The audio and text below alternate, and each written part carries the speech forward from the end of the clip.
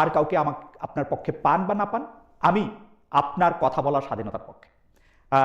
Welcome. এই প্রশ্ন যখন আমি করছি, তখন আমি আপনার কাছে মানে আমি যেটা খেয়াল করছি যে আমি বাক স্বাধীনতার পক্ষে হলেও এনসিপি বা ন্যাশনাল জাতীয় নাগরিক পার্টি আসলে বাক স্বাধীনতার পক্ষে না। এইটার কারণ কি বলে আপনি মনে করেন? কেন? মানে আপনি চাইলে আমি উদাহরণটাও দিতে পারি যে আমরা কয়েকদিন আগে দেখেছি যে গাজী সালাউদ্দিন তানভীরকে তার একটা ফেসবুক স্ট্যাটাস দেওয়ার জন্য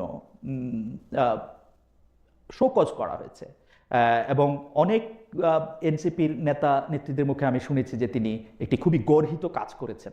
এটা কারণটা কি? মানে ওই স্ট্যাটাসটাকে কেন একটা গর্হিত কাজ বলে ধরা হচ্ছে? জি, প্রথমত এনসিপি বাক স্বাধীনতা বিশ্বাস করে। আপনি সেকেন্ড যে কোশ্চেনটি করেছেন, গাজী সালাউদ্দিন তানভীরের একটি স্ট্যাটাসকে কেন্দ্র করে ওনাকে শোকজ দেওয়া হয়েছিল, এটা সত্য।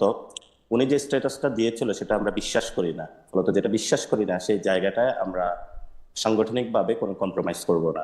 লাইক দ্যাট উনি যে স্ট্যাটাসটা দিয়েছে, আমি এটা মুখে উচ্চারণ করতে চাই না, সেটা সত্য নয়। এবং এটা আমরা মনে করি আমাদের যে পলিটিক্যাল ইথিক্স, ভ্যালুজ, নর্মস প্রত্যেকটা জায়গা বিরোধী, সেই জায়গা থেকে আমরা তাকে শোকজ দিয়েছি। উনি যে স্ট্যাটাসটা দিয়েছিল সেটাকে আপনারা যারা এনসিপি নীতি নির্ধারক আছেন তারা বিশ্বাস করেন না বলছেন। আপনি যেসব কথা বলছেন সেসব কথাগুলিকে এনসিপি বিশ্বাস করেই বলছে, আপনিও বিশ্বাস করেই বলছেন। না, আমার সব সব কথা আমিও বিশ্বাস করি যে এমন না। দেখা গেছে আমার অনেকগুলো বক্তব্য কাট কাট করে এসেছে। আবার এই অনেক বক্তব্য যেটা হলো আমারও জায়গা থেকে টোনটা আর একটু নর্মালাইজেশন করা উচিত ছিল, বা আরো সুন্দর করে বলতে পারাটা উচিত ছিল। কিন্তু আমি যখন যেই জায়গাটা কমিউনিকেট করি মানুষের সাথে, একদম প্রান্তিক অঞ্চলে, আমাদের জুলাই পদযাত্রা এবার যেটা হয়েছে এটা একদম হলো আপনার উপজেলা লেভেলে হয়েছে। ফলত আমি সেখানে মানুষের সাথে ইন্টারাকশন করেছি। মানুষ ওইখানে যেভাবে হলে কমিউনিকেট করে, ক্যাম্পাসে যেভাবে আড্ডা দেয়, কিন্তু যখন এটা ন্যাশনাল লেভেলে চলে আসে ওই বক্তব্যটা, তখন এটা ডিফারেন্ট একটা সিচুয়েশন তৈরি করে। ফলত আমার মনে হয় যে বক্তব্যের যে এজেন্স ওইটা ঠিক আছে, বাট আমারও হয়তো বা আরেকটু সুন্দরভাবে উপস্থাপন করলে অনেকে হার্ট হইতো না, বিরক্ত হইতো না, এবং জায়গাটা আরো সুন্দর থাকতো। আমি আরেকটু পিছন থেকে বলি, যেমন ধরেন যে আমি জনাব গাজী সালাউদ্দিন তানভীরের স্ট্যাটাসটার মধ্যে আমি দেখতেছিলাম যে এটাতে আপনি বলতেছেন এটা আপনারা কেউ বিশ্বাস করেন না এবং আপনি মুখে উচ্চারণ করতে চান না। সিলেটে হামলার পর একটি কথাই বলবো, করাচিতে জন্ম নেওয়া হয়। তা আপনি কি মনে করেন যে এইটা জনাব তারেক রহমানকে এই কথা বলা হয়েছে, এইটা আপনারা বিশ্বাসও করেন না এবং আপনারা মনে করেন যে এইটার সাথে আপনারা একমত না, এবং এটা আমি বলতে শুনছি যে অনেকেই আপনাদের মধ্যে বলছেন যে এটা ভয়াবহ অশ্লীল, আপনিও কি তাই মনে করেন? তো অস্ট্রেলিয়ার জায়গা না, এটা হলো ডিলিজিমেট চাইল্ড আর একটা ইলিজিমেট অথবা লেজিট চাইল্ড যেটা বলি, অর্থাৎ বৈধ অবৈধ সন্তান। তো যেই শব্দটা সেখানে এসেছে অবৈধ কোনো একটা শব্দের সাথে রিলেট করা, সেটা তো আসলে সঠিক না। আমার কাছে স্ট্যাটাসটা পড়ে এরকম মনে হয় নাই। আমি যেহেতু বাসাতে, আমার কাছে মনে হয়েছে যে এটা ইঙ্গিত করা হইতেছে যে তিনি এখন আসলে কার বা কোন জায়গাকে তার পলিটিক্যাল আইডল ভাবতেছেন, আমার এরকম মনে হয়েছে। না, এটা ভাবতেই পারে, কিন্তু ভাবার জায়গা এমন কোন জায়গা হওয়া উচিত না যে জিনিসটা একটা অসত্য তথ্য মানে উপস্থাপন করে। সেই জায়গাটা আপনি কোনো তথ্য দেওয়া হয় নাই। না, এটার মধ্যে আপনি ইঙ্গিতটা বোঝেন, আপনি একটু পড়বেন আবার বলবেন, আমি এটা উচ্চারণ করতে চাই না। ওকে, এটার মধ্যে ইঙ্গিতটা ঠিক আছে, তাহলে এই যে ইঙ্গিতটা, সেই ইঙ্গিতটা কি শুধু তারেক রহমান সাহেবকে দেওয়া হয়েছে বলে সেটা অন্যায় হয়েছে, নাকি বিএনপির যে কোনো নেতা বা একজন খালেদ মহিউদ্দিনকে দেওয়া অন্যায় হইতো? আপনি কি মনে করেন যে তার এই ইঙ্গিতটা যে কেন আমি আপনার বক্তব্যগুলি শুনতেছিলাম জনাব পাটোয়ারি, আপনি স্বরাষ্ট্রমন্ত্রী জনাব সালাউদ্দিন আহমেদকে বলেছেন ডেসপিকেবল টুট টুট টুট। ইজ ইট ওকে? জি জি, আমি এটা বলি নাই। আমার কথাটা যদি আপনি বক্তব্যটা আরেকটু টেনে দেখেন তাহলে সেখানে বলেছিল, এটা হলো মির্জা ফখরুলের যিনি জামাই উনি বলেছিলেন, আমি সেখানে বলেছিলাম তারা এই ধরনের আমি আপনাকে শোনাই, আপনি কি বলেছেন আমি একটু প্রথম থেকে শোনাবেন। প্রথম থেকে না, মাঝখান থেকে। Correct me if I am রং, আমি অনেকবার শুনছি, আমার ভুল হতে পারে, আমি নোট নিছি লাইক মাই আর্লি ডেজ। তো আমি বলি, আপনি বলছেন মির্জা ফখরুলের যে মেয়ের জামাই আছে না, ফাহাম ভাই যাকে বলে, উনি একটা কথা বলতেন, সে কথাটা হচ্ছে ডেসপিকেবল টুট টুট টুট। এই শব্দগুলি আবিষ্কারই করা হয়েছে সালাউদ্দিনের জন্য, এই শব্দগুলি বলাই হয়েছে সালাউদ্দিনের জন্য। ইজ ইট ওকে? না, আমি আজকে মাঝখানে শুনতে পাই না, আবার একটু বলবেন। তারেক রহমানের বুঝ নাই, সালাউদ্দিনের উপর ভর করে কখনো কখনো, আরো পজ মির্জা ফখরুল ইসলামের মেয়ের জামাই আছে না, ফাহাম, ফাহাম ভাই, ওই যে ফাহাম আব্দুল সালাম, উনি একটা শব্দ বলতো ডেসপিকেবল, টুট টুট টুট, এই শব্দগুলি বলাই হয়েছে সালাউদ্দিনের জন্য। এটা আপনি বলছেন, এখন এটা ঠিক আছে? না, এটা এটা আমি বলতেছিলাম, এই জন্য আমি কিন্তু ডট ডট শব্দটার কখনো আমি উচ্চারণ করতে যাইনি। ফাহাম ভাই বলেছিলেন, ওনার আপনি যদি যে লেকচারটা উনি দিয়েছিলেন যে কেন বাঙালিরা এরকম সহিংসতা না, বিশ্বাস উনি করে, কেন উনি এরকম উনি ঠিক উনি হয় না। ইন জেনারেল অনেকের কথা বলছিলেন, যারা ফাহাম আব্দুল সালামের কথা আমি শুনছি। আপনি একদম বলছেন আপনি এই ডেসপিকেবল যদি টুট টুট টুট টুট শব্দটাও আসলে বলা হয়েছে স্বরাষ্ট্রমন্ত্রী যদি সালাউদ্দিনের জন্য। যদি উনি যে কথাটা ইন জেনারেল বলছে, সেই ক্যারেক্টারের পিপল তো পৃথিবীতে বসবাস করে না, করে না? অবশ্যই করে। এবং উনি যে শব্দটা বলেছিলেন, এটার পরে কিন্তু ডট ডট শব্দ আমি কখনো উচ্চারণ করতে পারি না এবং করব না। কিন্তু হলো আমি এই কনটেক্সটটা রিলেট করে ওইখানে ওনার সাথে আমি কানেক্ট করেছি। কিন্তু আমি বলি না যে এই ধরনের শব্দ উচ্চারণ করা উচিত, এটা ফাহাম ভাই করতে পারে না, আমি কখনো মুখে এটা উচ্চারণ করব না। কিন্তু শব্দটা বানানোই হয়েছে সালাউদ্দিন সাহেবের জন্য। শব্দটা বানানো হয়েছে কেউ যদি ওই ক্যারেক্টারে আসে। এখন যদি ক্যারেক্টারগুলো আপনি আমাকে বিস্তারিত বলতে বলেন, তাহলে আমি ক্যারেক্টারগুলো বলবো কেন কেন বলেছি। না না, আপনারে আমি বিশ্লেষণের জায়গায় আমি যাইতেছি না, আমি বলতেছি আপনি যে এটা বলছেন এটা মিন করছেন, এবং আমরা যারা ফাহাম আব্দুল সালামকে চিনি বা এই শেখ হাসিনার সময় দীর্ঘ সময় ধরে তার অসাধারণ বাগ্মিতায় তিনি যেসব কথা বলেছেন, যেগুলি আমাদের কানে সবার আসে, যতই আমরা টুট টুট টুট টুট বলি এটা আমরা সবাই জানি, আপনি বলতেছেন এইটা বলাটা ঠিক আছে, ইজ ওকে। ফাহাম ভাই যে এই শব্দটা বলেছে, এটাকে আপনাকে যদি প্রশ্ন করি, উনি কি এই শব্দটা বলা ঠিক করেছে? ফাহাম ফাহাম এই কথাটা বলা ঠিক করছে কিনা, জি। ও ফাহাম ঠিক করছে কিনা সেটা জাজমেন্ট তো আমার না, আমি তো বলছি আমাকে গালি দিলেও ঠিক আছে, সবকিছু ঠিক আছে, আপনি আমারে বলতে পারেন ডেসপিকেবল টুট টুট টুট, ইটস ওকে, আমার জন্য না। ঠিক আছে। আপনার বলাটা ঠিক আছে কিনা সেটা আপনি বলেন, আপনি একজন পাবলিক না। ফিগার, পলিটিক্যাল লিডার, আপনার বলাটা ঠিক আছে? না, আমি আমি আমি আমি এটা কখনো বলতে পারবো না, এই জন্য হলো আমি কি শব্দটা বলতে পারবেন উচ্চারণ না, করি আপনি না, টুট এক টুট নম্বর। টুট দিয়ে বলবেন। আমি ডট ডট বলছি, টুট টুট বলি নাই। এখন এই ডট ডট যে শব্দটা, এটা আমি বলতে পারবো না, কারণ এটা যেই ভাষাটা ফাহাম ভাই ব্যবহার করে ওই ভাষা আমরা ব্যবহারে আমরা অভ্যস্ত না।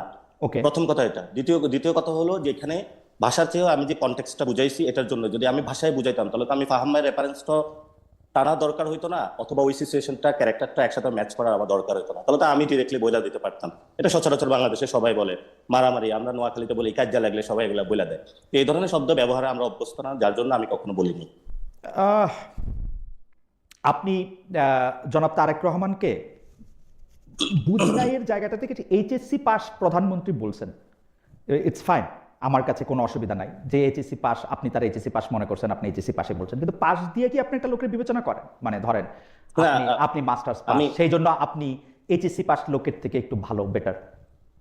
না, আমি আমি এটা দিয়ে জাজমেন্ট করতে চাই না।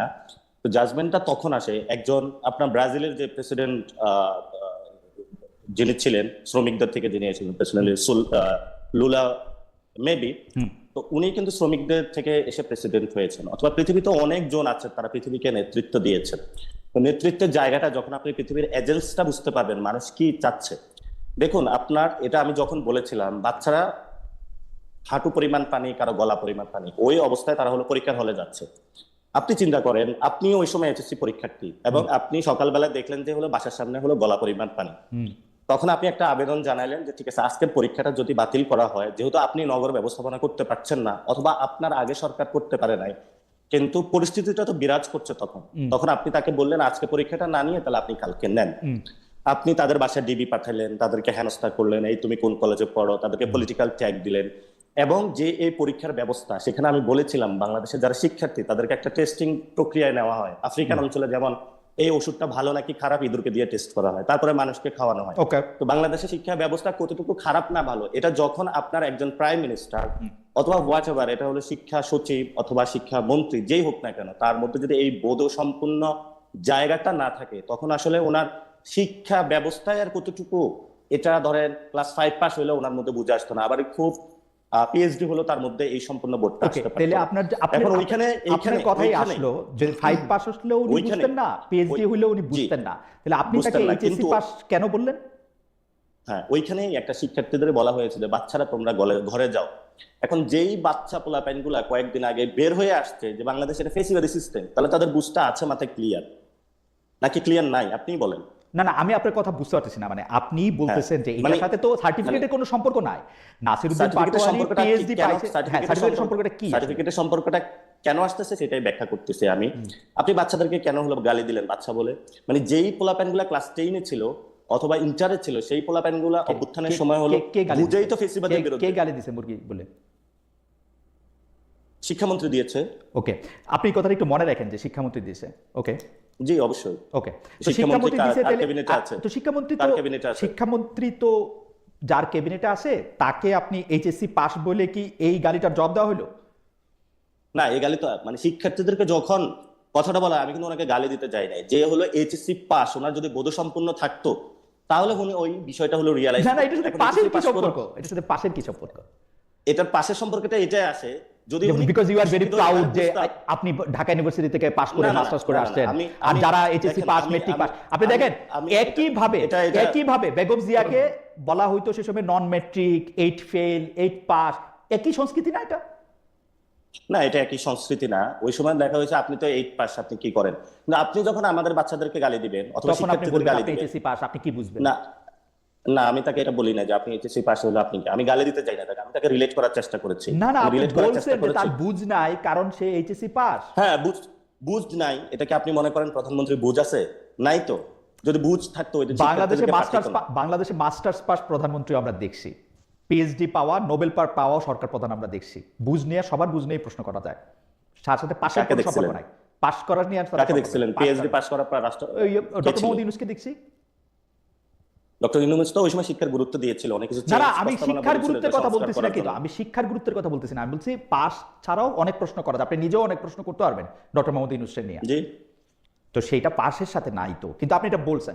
হাউএভার আপনি আরেকটা কথা বলছেন যেটা আমার খুব মানে মানে একটু কানে লাগছে। আপনি বলছেন যে প্রধানমন্ত্রীর ওয়াইফের কি কোনো কনস্টিটিউশনাল পজিশন আছে, বা তার কোনো মেয়ে ওর মানে গভর্নমেন্টের প্রোগ্রামে, গভর্নমেন্টের টাকা দিয়ে রাষ্ট্রের প্রোগ্রামে উনাকে বা উনার মেয়েকেও নিয়ে আসা হচ্ছে। এটা তো সারা পৃথিবীর নর্মস ভাই।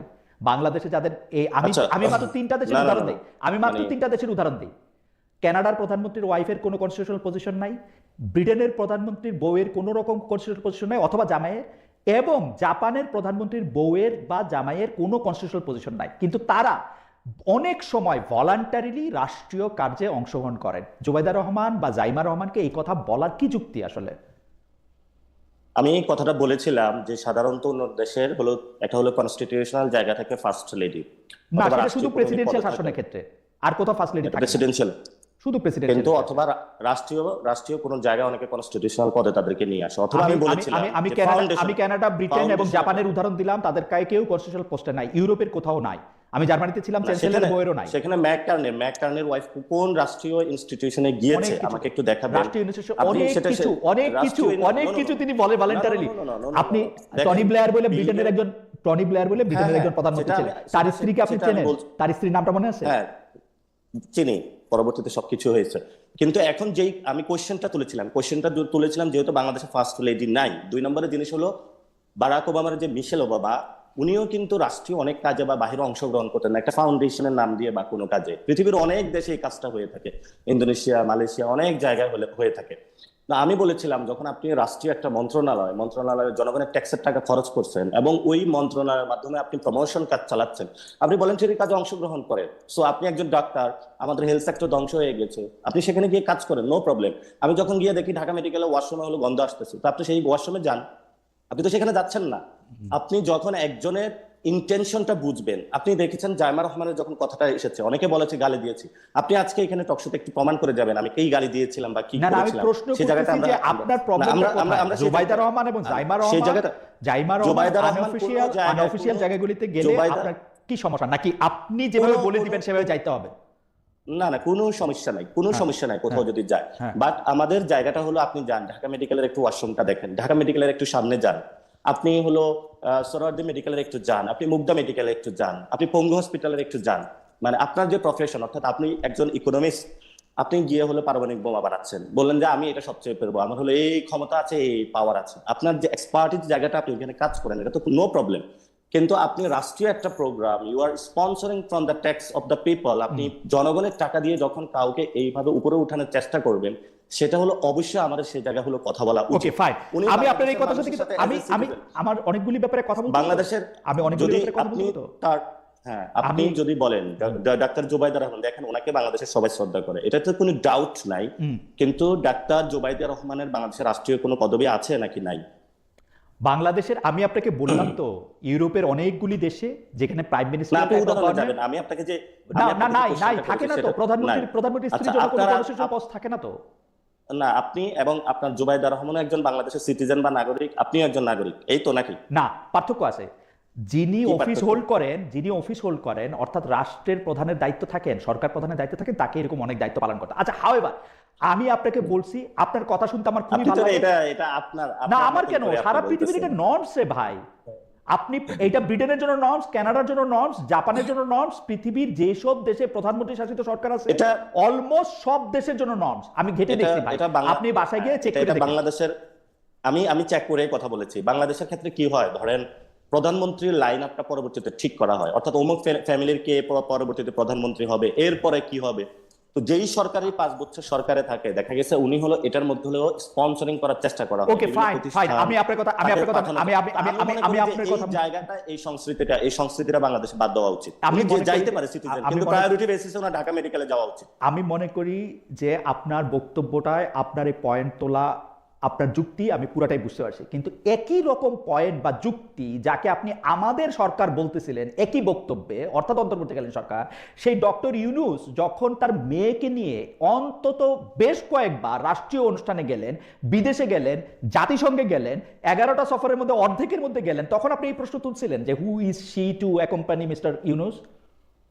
যে প্রধানমন্ত্রী যদি কোথাও যেয়ে থাকে, প্রধানমন্ত্রীর সাথে যদি ওনার ফ্যামিলির সবাই গিয়ে থাকে, আমাদের কোনো আপত্তি নাই। সেকেন্ড হলো, আপনি যে কোশ্চেনটা তুলছেন, আপনার মনে হয় জানার কথা যে ইউনূস যখন বাংলাদেশে এসেছিলেন, উনি অপারেশন থিয়েটার থেকে এসেছিলেন এবং উনি খুবই অসুস্থ, কিন্তু ওনার সাথে এক কোম্পানি দেওয়ার মতন কে আছে ফ্যামিলির বলেন? উনি যখন একটা ফ্লাইট করতেছে, তো ওনার যে ট্যাবলেটটা ধরিয়ে দেওয়ার, এটা কে আছে একটু বলবেন আপনি? আপনি তো ওনার ফ্যামিলির সবকিছু সিচুয়েশন, আপনি তো কথাটা নিয়ে এসেছেন, আপনি তো কথাটা, তাহলে ওনার তাহলে বিদেশে যাইতে সময় আপনি তো কথা, ওনার ফ্যামিলির কারো ওনার সঙ্গে থাকতে হইতো, সেই জন্য উনি বিদেশে গেছেন। মানে আপনি তো জানেন উনি আপনি কি অসুস্থ খেয়াল করছেন? এবং ওনার আপনি কি সাথে খেয়াল করছেন এবং ওনার- বাংলাদেশেও বিভিন্ন ওনার রাষ্ট্রীয় মেয়ে কোন অনুষ্ঠানে, প্রোগ্রামে? বাংলাদেশে বিভিন্ন রাষ্ট্রীয় অনুষ্ঠানে তার মেয়ে উপস্থিত ছিল, আপনি খেয়াল করেছেন কিনা?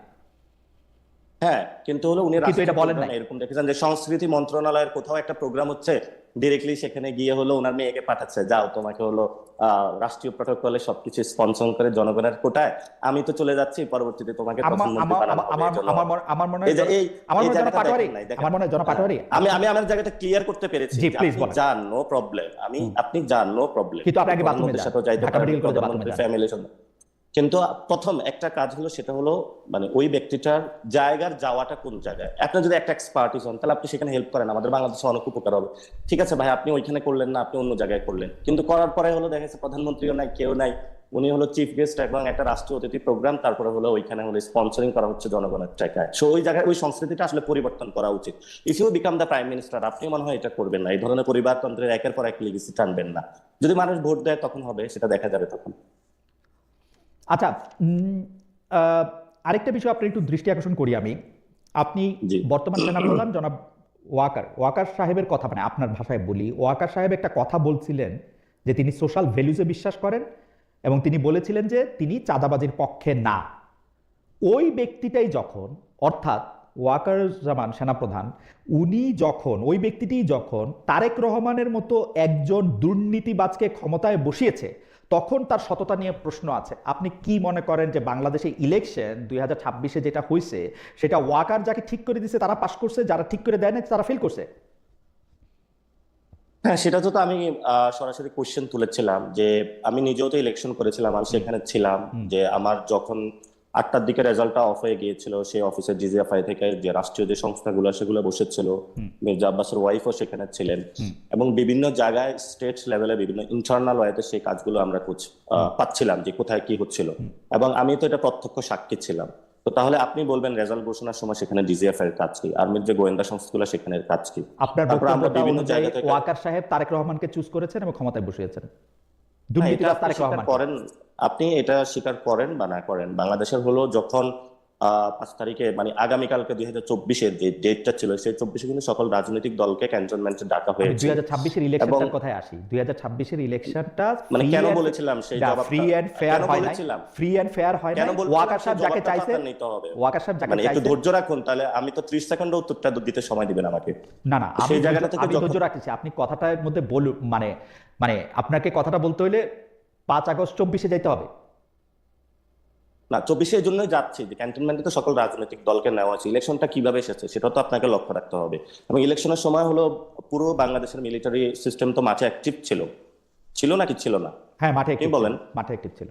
তো সেখানে তো ইন্টারফিয়ারেন্স অবশ্যই আর্মি জেনারেলের ছিল। আমার প্রশ্নটা কি আপনি তো উত্তর 5 দিলেন? তারিখে যে আমার প্রশ্নটার উত্তর কি আপনি দিলেন? আপনি কি মনে মানে করেন আপনি যদি যে প্রশ্ন, আপনি আমি যদি আমাকে প্রশ্ন করেন, আপনার যদি অনুষ্ঠান হয় ইয়েস নো, তাহলে আপনি আমাকে কোশ্চেন ইয়েস করেন, নো আমি না, ইয়েস নো ইয়েস নো উত্তর না, দিব। ইয়েস নো না, আপনি বিস্তারিত বলেন, এরপরে আপনি অভয় জি দিলে, অনুমতি দিলে আমি বলবো আপনাকে। আমি না, প্রশ্নটা আপনি আবার করি। আমার অনুমতি নেওয়া লাগবে না, আমি আপনার এখানে আমার গেস্ট, অনুমতি আপনি কারোই নেওয়া লাগে আপনি না। অনুমতি। আমার কারোই অনুমতি নেওয়া লাগে না। অনুমতি নেওয়াটা হচ্ছে আমার কথার, মানে এটা একটা প্লিজের বঙ্গানুবাদ। আমি জিনিসটা বলি। আচ্ছা ওয়াকারুজ্জামান 2026-এর ইলেকশনে যাকে চেয়েছেন তাকে ক্ষমতায় বসিয়েছেন, এবং সেটি দুর্নীতিবাজ তারেক রহমানের ক্ষেত্রে এটা উনি করেছেন। যার কারণে ওয়াকারুজ্জামান আপনার কাছে, আমি গালি বলবো না, আপনার বাকস্বাধীনতা তাকে বলেছেন যে যখন মানুষের বয়স হয়, শেষ বয়সে মানুষকে ভূতে ধরে, you are so confident about it, ভূতে ধরলে কেউ দাঁড়িয়ে রাখতে শুরু করে, এবং হি ডিড ইট। যে ওয়াকারুজ্জামানই চেয়েছেন তারেক সাহেবকে ক্ষমতায় বসাইতে। আপনি এইটার ব্যাপারটা একটু বলেন। এটা আমার প্রশ্নটা একটু ইলাবোরেট করে, আপনি যখন একটু সময় দিলেনি, এটা আপনি বিশ্বাস করেন কিনা, এবং আপনার যে দল এনসিপি, আপনার যে জোট জামায়াতে ইসলামী, তারাও বিশ্বাস করেন কিনা, এবং আপনি প্রথমত জি প্রথমত যে বক্তব্যটা বলেছেন আপনি, আপনি কাট বক্তব্যটা রেখেছিলেন। আমি যদি ফুল যে বক্তব্যটা সেটা আপনি অ্যালাউ করলে তাহলে আমিও বলবো, কিন্তু আপনার যে কোশ্চেনের উত্তরটা, আমরা মনে করি যে এখানে বহিঃশক্তি আওয়ামী লীগ এবং এখানে মিলিটারির বিভিন্ন অফিসারের সাথে একটা নেকজাস তৈরি হয়েছিল, ফলত ওই নেকজাস থেকে এই ধরনের একটা ইলেকশনে ইঞ্জিনিয়ারিং হয়েছে। এই ইঞ্জিনিয়ারিং এর জায়গাটা হলো আমি ইলেকশনের পরে ক্লিয়ার করেছিলাম, এর পরবর্তীতে বিরোধী দলীয় নেতাও এই বিষয়টা ক্লিয়ার করেছে, আপনি যদি বক্তব্যগুলো শুনেন। আমি, আপনি কি আরেকটু পরিষ্কার করবেন, মানে আপনার, মানে বিরোধী দলের নেতা জনাব শফিকুর রহমানকে আমি ইন্টারভিউ করেছি, জনাব শফিকুর রহমানকে আমি জিজ্ঞেস জি করেছি, কিন্তু যেমন তারেক সাহেবকে জি জিজ্ঞেস করেছি তেমন শফিকুর রহমান সাহেবকেও জিজ্ঞেস করেছি, আপনারা কি মনে করেন যে ইলেকশন ইঞ্জিনিয়ারিং হয়েছে? শফিক সাহেব জি কি বলেছেন? ইঞ্জিনিয়ারিং হয়েছে। শফিক সাহেব কি বলেছেন? শফিক সাহেব বলেছেন যে ইঞ্জিনিয়ারিং হয়েছে ইলেকশন, মানে কিন্তু হলো দেশের স্থিতি, আমাকে যে ইন্টারভিউ দিয়েছেন, দেশের স্থিতি। সেই ইন্টারভিউর ক্ষেত্রে উনি স্পষ্ট বলেছেন, আমি বলেছি যে ইঞ্জিনিয়ারিং এর অভিযোগ মামুনুল হক সাহেব সব কথা করেছেন। তো আর উনি, সব কথা তো আর আপনার ইন্টারভিউতে বলে নাই, এর পরবর্তীতেও তো উনি বক্তব্য দিয়েছে, বক্তব্য দেখবেন, এখানে একটু সার্চ করে দেখবেন। যে উনি বলতেছেন কথাটা যে এভাবে বলেছেন। তারেক সাহেবকে, বাংলাদেশে ইলেকশন, ওয়াকার সাহেব বাংলাদেশে ক্ষমতা ইলেকশন, বসাইছে। বাংলাদেশে ইলেকশন ইঞ্জিনিয়ারিং হয়েছে, এবং সেই ইঞ্জিনিয়ারিং এর স্বার্থে ওই সময় আমরা দেশের স্বার্থে যাতে কোনো অস্থিতিশীল পরিবেশ সৃষ্টি না হয় সেই জন্য মেনে নিয়েছিলাম। এই বক্তব্যটা আপনি একটু খুঁজে দেখবেন। আমার মনে হয় যে আপনি ঠিকই বলতেছেন, তিনি এই জাতীয় কথা বলছেন, কিন্তু আবার তো এই কথাও বলতেছেন যে দেশের স্বার্থে যদি এটা এখন মেনে নেন, 5 মাস হয়েছে, এখন আপনারা বা জনাব অলি আহমেদ বা জামাত ইসলামী মিলে সরকারকে ফেলেও দিতে চাচ্ছেন। আপনি তো বলেই দিয়েছেন যে বিএনপি তো ক্ষমতায় টিকবে না, কারণ বিএনপি হচ্ছে রাবিশ পার্টি, এই বিএনপি কখনো আসলে টিকবে না এখানে, তাই না? হ্যাঁ, আমি এখনো বলি এই সরকার হলো টিকবে না, কারণ এই সরকার টিকবে না কারণ ইলেকশনটা 2টা ভোট হয়েছিল, আপনি একটা ভোট মানবেন আরেকটা মানবেন না। ইলেকশনে জনগণের 70% রায় দিয়েছিল। 71-এ যখন আমাদের মুক্তিযুদ্ধ হয়েছিল, মহান মুক্তিযুদ্ধ, সেই মুক্তিযুদ্ধের আগে জনগণ একটা রায় দিয়েছিল, সেই যুদ্ধতে কিন্তু হলো পাকিস্তানি জান্তা ছিল, তারা সেই জনগণের রায়টা মানে নাই। ফলত একটা দেশে এই ধরনের জনগণ রায়কে বাস্তবায়ন করার জন্য রাজপথে মানুষ নেমে আসে, এবং এখানেও কিন্তু 70% জনগণ একটা রায় দিয়েছিল, আপনি সেই রায়ের দিকে যান নাই। অলরেডি হলো সংসদে একটা সংশোধনী কমিটি গঠন করা হয়েছে, যেটা আমরা বলেছিলাম সেখানে একটা রিফর্ম অ্যাসেম্বলি হবে, এবং সেখানে সালাউদ্দিন অকপটে স্বীকার করেছেন যে আমরা মাঠে জনগণকে প্রতারণা বা বোকা বানানোর জন্য এটা বলেছিলাম, তাহলে তো আমাদেরকে জনগণ ভোট দিত না। ফলে তো জনগণের সামনে সবটাই স্পষ্ট হয়েছে। জনগণ যদি কাউকে মনে করে যে তাদের জন্য প্রতারণার ফাঁদ পাতা হয়েছে অথবা তাকে বোকা বানানো হয়েছে, সে জনগণ কেন আপনাকে স্কেপ দিবে? ফ্যান্টাস্টিক। দেওয়ার কোনো অবকাশ নাই। আমার কাছে মনে হয় যে আমি একটু পুরোনো কথায় ফিরে আসি। তার মানে এনসিপি এবং জামাতে ইসলামী, এনসিপি আপনার দল হিসাবে এবং জামায়াতে ইসলামী হচ্ছে আপনাদের জোট সঙ্গী হিসাবে, তারা বিশ্বাস করে যে 2026 সালের ইলেকশন রিগড হয়েছে, ওয়াকার সাহেব তারেক সাহেবকে ক্ষমতায় বসিয়েছেন। ডিরেক্টলি যদি আপনি বলেন yes no, directly yes no এটা বলা যাচ্ছে না, কিন্তু হলো এখানে একটা আপনি তো ডিরেক্টলি ইয়েস নো বলতেছেন পাটোয়ারি সাহেব, আপনি দেখেন, আপনি ডিরেক্টলি কিন্তু একদম স্পষ্ট ডিরেক্টলি বলতেছেন ইয়েস নো। ওই ব্যক্তি স্পষ্ট যখন বলতেছি এই তারেক জন্য, রহমানের কিন্তু মতো একজন দুর্নীতিবাজকে ক্ষমতায় বসিয়েছে। আপনি এই কোশ্চেনটা যদি উত্তরটা এভাবে নেন আপনি, যে আপনার যখন গণ অভ্যুত্থান হলো তখন তো সকল রাজনৈতিক দলকে ক্যান্টনমেন্টে ডাকা হয়েছিল, এবং পরবর্তীতে কার্যত ইনার ওয়েতে সেখানে তো হলো ক্যান্টনমেন্টের বিভিন্ন জায়গায় ইন্টারফারেন্স ছিল, এটা আপনি অস্বীকার করতে পারবেন না। এবং ইউনূস স্যারের আমলেও তারা স্যারকে ওইভাবে অনেক ক্ষেত্রে কাজ করতে দেয় নাই, এবং সেগুলো আপনাদের সবারই জানা আছে। তো পরবর্তীতে আমরা বলেছিলাম ঠিক আছে, আমরা তাহলে একটা গণতান্ত্রিক নির্বাচন প্রক্রিয়ার দিকে যাব। এবং সেখানে আমরা যখন চুপ্পুর বিরুদ্ধে আন্দোলন করেছিলাম, সেখানে আর্মি চিফ রাজি ছিলেন না। তো এখানে তো মানে একটা স্টেটের কয়েকটা স্টেক হোল্ডার থাকে। এখন আপনি তো সেখানে আমাদের ডিপ স্টেটের জায়গা থেকে ওনাদেরকে হলো বাদ দিতে পারবেন না। যদি বাদ দিতে পারেন তাহলে তো আজকে পর্যন্ত আয়না বা গুমের সেই জায়গাটা আমরা এখনো নিশ্চিত করতে পারি না, যে গুমের বিচার অথবা এই আইনটাতে নতুন করে প্রণয়ন হবে, অথবা যাদেরকে হলো বিচারের আওতায় নেওয়া হলো তাদেরকে এসিতে গাড়িতে করে নেওয়া হচ্ছে এবং সেখানে আলাদা জায়গায় তাদেরকে রাখা হচ্ছে। তো এটা তো স্পষ্ট হচ্ছে যে কোথায় কোথায় তাদের একটা প্রভাব এই বলয় ডিপ থাকে। স্টেটের পার্ট যেমন মিডিয়া, এই ডিপ স্টেটের পার্ট কি ডক্টর মোহাম্মদ ইউনূসও ছিলেন? ডিপ স্টেটের পার্ট ডক্টর ইউনূস আছেন নাকি নাই সেটা তো আপনি ডিপ স্টেট ভালো করে বুঝেন, তো সেই জায়গাটা আমি ব্যাখ্যা দিতে পারবো না বা উত্তর দিতে না পারবো না না, ডিপ স্টেট কেন কোনটা কেন কেন বাকি। আমি প্রশ্ন কারণ করতেছি যে আপনি কয়েকটা লক্ষণের কথা বললেন, আর আমার চোখে লক্ষণ কি? আমার চোখে লক্ষণ হচ্ছে ডক্টর মোহাম্মদ ইউনূস, যিনি যাকে কোত্থেকে জানি আইনা নিরাপত্তা উপদেষ্টা নিয়োগ দিয়েছেন, সেই নিরাপত্তা উপদেষ্টা বিএনপির পররাষ্ট্রমন্ত্রী হয়েছে। কোথা থেকে আইনা না বিএনপি পাঠিয়েছে। ও, বিএনপি পাঠাইছে তো, আর ডক্টর মোহাম্মদ ইউনূস এটা না হজম করছে। পাঠালে কিভাবে? ডক্টর মোহাম্মদ ইউনূস কিভাবে হজম করছে, ডক্টর মোহাম্মদ ইউনূস হজম করছে তাকে, উনি বুঝেন না কিছু। ডক্টর ইউনূস তো শুধু এটাও হজম করে না, অনেকেও হজম করছে, সবাইকে নিয়ে চলতে চেয়েছে, একটা মানে উনি ইউনিটি বা শুধু ঐক্য হজমই করে গড়ে গেছে। তুলতে চেয়েছে। উনার অ্যাটর্নি জেনারেল এখানে আইনমন্ত্রী হয়েছে, উনার প্রেসিডেন্টকেই প্রেসিডেন্ট রাখা দেওয়া হয়েছে, উনার কারণেই এই আপনারা যাকে অসম্মান করে রাষ্ট্রপতির কথা যে বলে, উনার কারণেই রাষ্ট্রপতির কাছে শপথ দেওয়া হয়েছে। কারণ উনি কাকে অসম্মান করা হয়েছে? না, অসম্মান আমি উজ্জ্ব করলাম যে ধরেন সাবেক রাষ্ট্রপতিকে নিয়ে আপনারা বলেন যে উনি আওয়ামী লীগের রাষ্ট্রপতি ছিলেন, কিন্তু ডক্টর মোহাম্মদ ইউনূসই ওই রাষ্ট্রপতির কাছেই আপনাদের শপথ নিতে বাধ্য করছে, তাই না? না, ডক্টর ইউনূস বাধ্য করে নাই। ডক্টর মোহাম্মদ সাবেক ইউনূস ওনার ছাত্রলীগ কাছেই ক্যাডার, শপথ নিতে চাইছেন। হ্যাঁ, অ্যাবসলিউটলি। সাবেক ছাত্রলীগ ক্যাডার যেই চুপ্পু সাহেব, ওনাকে সাহেবে বলি যেহেতু উনি একটা বড় মাপের ক্যাডার, তো উনি ওই সময় হেড অফ দ্য স্টেট তো রাষ্ট্রপতি ছিল। তো আমরা সেই সময় বলেছিলাম যে স্টেটটা এটার বাইরে গিয়ে আমরা নতুন ভাবে গঠন করতে পারি কিনা। তো সেই সময় তো সকল শক্তি রাজি ছিল না। এটা ইতিমধ্যে মির্জা ফখরুল ডক্টর ইউনূস সাহেব কি রাজি ছিলেন? দিয়েছিল। ডক্টর ইউনূস সাহেব কি রাজি ছিলেন? ডক্টর ক্ষমতাটা ওই সময় যদি ডক্টর ইউনূস জনগণের যে ম্যান্ডেট সেটার উপরে উনি করতেন, কিন্তু 5 তারিখে যখন সব রাজনৈতিক দলকে ক্যান্টনমেন্টে প্যাকেট করে নিয়ে যাওয়া হয়েছে, তারপরে ডক্টর ইউনূসের কি করার ছিল আপনি বলেন। না, 5 তারিখে যা যা কিছু করা হয়েছে সেটাকে আপনি বলতেছেন প্যাকেট করে নিয়ে যাওয়া হয়েছে, হ্যাঁ, রাইট?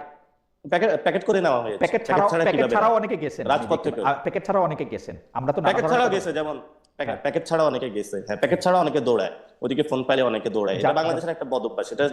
এটা পাকিস্তান আমল থেকে শুরু হয়েছে, এখন এটা পাকিস্তানে আছে। জামাত ইসলামী প্রধান প্যাকেট সহ গেছেন, প্যাকেট করে নিয়ে গেছেন নাকি এমনি গেছেন? আপনি কেন জামাত ইসলামী স্পেসিফিক বলতেছেন? আপনি কেন স্পেসিফিক বিএনপি? জামাত ইসলামীর নামটা ওয়াকারুজ্জামান, আমি বলি জামাত ইসলামীর নামটা ওয়াকারুজ্জামান সবার আগে বলছেন, সেজন্য আমি জামাত ইসলামী বলবো, তারপরে বিএনপি বলবো, তারপর জাতীয় পার্টি বলবো। আপনাদের তখনও কোনো পার্টি হয় নাই, আপনাদের মধ্যে থেকে কে প্যাকেট হয়ে গেছে, প্যাকেট ছাড়া গেছে সেটাও বলেন, একবারে সবগুলি বলে দিলাম। আমাদের থেকে কেউ প্যাকেট হয়ে যায় নাই, আমরা রাজপথে ছিলাম। ওকে, আর জামাত ইসলামী, বিএনপি, জাতীয় পার্টি? আমি তো কোনো রাজনৈতিক দল স্পেসিফিক করি না, আমি তো সব রাজনৈতিক দলে গিয়েছিল সেখানে। না, আপনি বলছেন কেউ প্যাকেট গেছে, কেউ প্যাকেট ছাড়া গেছে। আপনি মানে কেউ স্বেচ্ছায় গেছে, কেউ স্বেচ্ছায় গেছে, কেউ নিজের ইচ্ছা গেছে। কে গেছে নিজের ইচ্ছা? সবাইকে প্যাকেট করে নেওয়া হয়েছিল। কেউ ক্যান্টনমেন্টে নিজের ইচ্ছা যায়, কার ভালো লাগে? যারা রাজনীতি করে পাবলিক আইতে, তারা তো কেউ আসলে ক্যান্টনমেন্টে যাইতে চায় না। এবং আমরা তো এটা বিশ্বাস করি যে ক্যান্টনমেন্টে হলো রাজনীতিকে ম্যাডলিং করা উচিত না, এবং যেটা বাংলাদেশে বরাবরই হচ্ছে, এটা কেউ অস্বীকার করার জোর নাই যে হচ্ছে। তো আমরা চাই না এটা থাকুক। আমি একটু শিক্ষায় ফিরে আসি। আপনি অভিযোগ করতেছেন, একবার আপনি বলতেছেন যে এই ছাত্রদেরকে বাজে কথা বলেছেন শিক্ষামন্ত্রী, আরেকবার আপনি বলতেছেন ওই একই বক্তৃতার মধ্যে আপনি বলতেছেন রাজপথে যত ঝামেলার পাকানোর চেষ্টা করতেছে এইটা হচ্ছে কি নাম জানি, প্রধানমন্ত্রীর উপদেষ্টা না কি জানি, মাহাদি আমিন, উনার হলো নতুন করে খায়েশ হয়েছে শিক্ষামন্ত্রী হওয়ার, এই জন্য রাস্তায় পোলাপাইন নামাই দিছে মিলনকে পদত্যাগ করার জন্য। আমি বলবো সরকারের মধ্যে শস্যের মধ্যে ভূত আছে।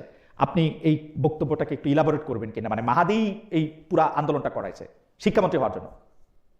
হ্যাঁ, মাহাদি ভাইয়ের আমি মনে করি যে যে এখানে তার একটা খাহেশ আছে এবং উনি শিক্ষা মন্ত্রণালয়ে অনেক স্পেসিফিক বক্তব্য দিয়ে থাকেন এবং ভিতরে এটা অনেকের মধ্যে আলোচনা আছে মাহদি ভাই এটা হতে চায়।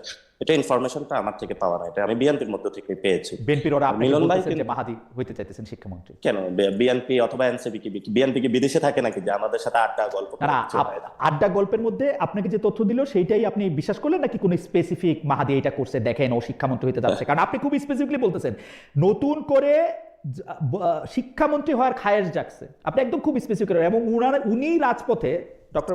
দেখেন কয়েকটা নিউজ কিন্তু কয়েকদিন ধরে আসতেছে, অনেকে আশা আকাঙ্ক্ষা আছে যে ক্যাবিনেট কখন সফল হবে, কে ঢুকবে কে বের হবে। ফলত এটা স্বভাবতই থাকে, এটা যে কোনো হলো রাজনৈতিক প্রতিদ্বন্দ্বিতা, ইনার প্রতিদ্বন্দ্বিতা থাকে, আউটার প্রতিদ্বন্দ্বিতা থাকে। ফলত এই সরকারের মধ্যে অনেক ইনার প্রতিদ্বন্দ্বিতা, যেমন নুরুর ইচ্ছা কেন ফুল মিনিস্টার হয় না, সাকিবের ইচ্ছা কেন ফুল মিনিস্টার হয় না। এখন তো আবার আপনি আমাকে কোশ্চেন করবেন যে আমি জানি কিভাবে। ফলত একটা রাজনৈতিক দলের আকাঙ্ক্ষার জায়গা থেকে তার কর্মীদেরকে বোঝানোর জন্য অনেক আকাঙ্ক্ষা থাকে এবং সেখানে অনেক মিনিস্টারের মধ্যে আবার নিজেদের ইনার স্ট্রাগল থাকে যে কে মিনিস্টারকে সরিয়ে আমি হইতে পারি কিনা, কে ইন প্রধানমন্ত্রীর জেনারেল কাছে যাইতে থাকে, পারে। মানুষ প্রমোশন চাইবে না? ও তো থাকে ওই ইন জেনারেল আপনিও বিষয়টা তো বলছি। নিশ্চয়ই।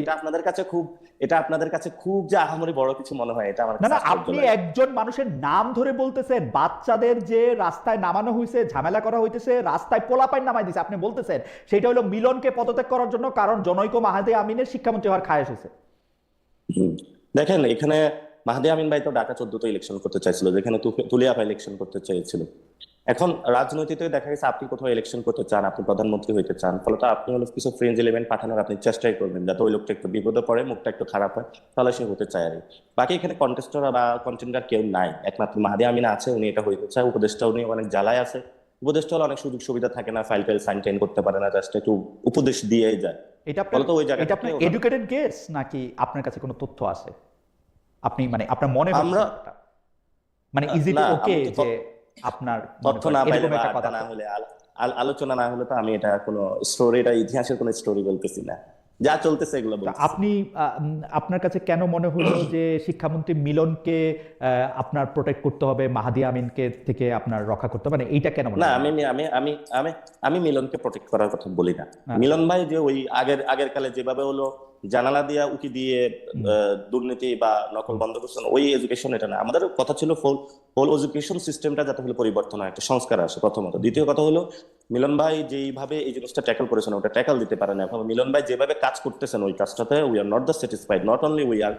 আমি আপনাকে কয়েকটা উদাহরণ দিতে পারবো, যেটা হলো আমার সামনে হচ্ছে ঢাকা আটে হলো আইডিয়াল কলেজের অধ্যক্ষ কয়েকজন চলে গিয়েছেন বা কয়েকজন আসছেন, স্কুল ম্যানেজিং কমিটির সভাপতি বাসাবো থানার মুস্তাফিজুর রহমান হিরুকে বানানো হয়েছে। উনি হলো জবিউল্লাহ ভাই, যিনি হলো বিএনপির না, সবকিছু এটা অ্যাডমিনিস্ট্রেশন। এটা আপনি আপনার বক্তব্য আমি শুনছি। হ্যাঁ হ্যাঁ, বলেন। হ্যাঁ জবিউল্লাহ ভাই শ্যালক হিরু ভাইকে। তো ওইখানে হলো ওনারা পাচ্ছিল না, পরে হলো মানে আমাকে যেটা হলো টিচাররা জানিয়েছিল ওইখানের। তো পরবর্তীতে ঢাকা বোর্ডের চেয়ারম্যানকে ফোন দিয়েছে, চেয়ারম্যান বলতেছে আমি কি করবো। পরে মিলন ভাইকে ফোন দিছে, মিলন ভাই বলতেছে যে আমি কি করবো ভাই, এখানে আব্বাস ভাই আমার দূরে থাকা ভালো। ভাই এগুলো খুবই ওপেন সিক্রেট কথা বলা, এগুলো স্কুলের হলো ক্লাস 10-এর বাচ্চাদেরকে জিজ্ঞেস করলে আপনি পাইবেন ওইখানে। এবং তারপরে আপনি বাচ্চারা যারা আন্দোলন করলো তাদেরকে আপনি বললেন যে পোলাপানরে ঝামেলা করতে মাহাদি আমিন নামাইছে, মানে বাচ্চাদের আন্দোলনের আসলে সেই অর্থে কোনো ইচ্ছা ছিল না। মানে যেহেতু ভাই মাহাদি আমিন নামাইছে। আন্দোলন না, একটা হলো আন্দোলন তো বিক্ষুব্ধ করা হয়েছে, মিলন সাহেব ব্রয়লার মুরগি বলে তাদেরকে বিক্ষুব্ধ করেছেন এবং তাদের ইলজিক্যাল কিছু সিদ্ধান্ত তাদের উপরে চাপিয়ে দিয়েছেন। এটা যেমন সত্য, প্রত্যেকটা আন্দোলনে কিছু হলো বিভিন্ন স্টেক হোল্ডার ঢুকে পড়ে, এক একজনের এক একটা স্বার্থ। এখন দেখেন ওই স্বার্থ থেকে ফসলটা কে তুলতে চায়। ঠিক আছে, মিলন ভাই গেল, তারপরে ফসলটা কে ঘরে পাইতে চায়? সেটা ফলত যিনি ফসলটা ঘরে পাইতে চায় সেইটা যে তিনি ফসলটা তো ঘরে একটু পাইতে চায়, কাজ এইটা করেন। হচ্ছে আপনার ডিডাকশন হচ্ছে যে এটা মাহাদি আমিন পাইতে চায়, সেজন্য মাহাদি আমিন এই ঝামেলাগুলি করতেছে, এটা শস্যের ভিতরে ভূত। এইটার ইয়েস ইয়েস এবং আপনি শস্যের ভিতরে আরো ভূত দেখলেন।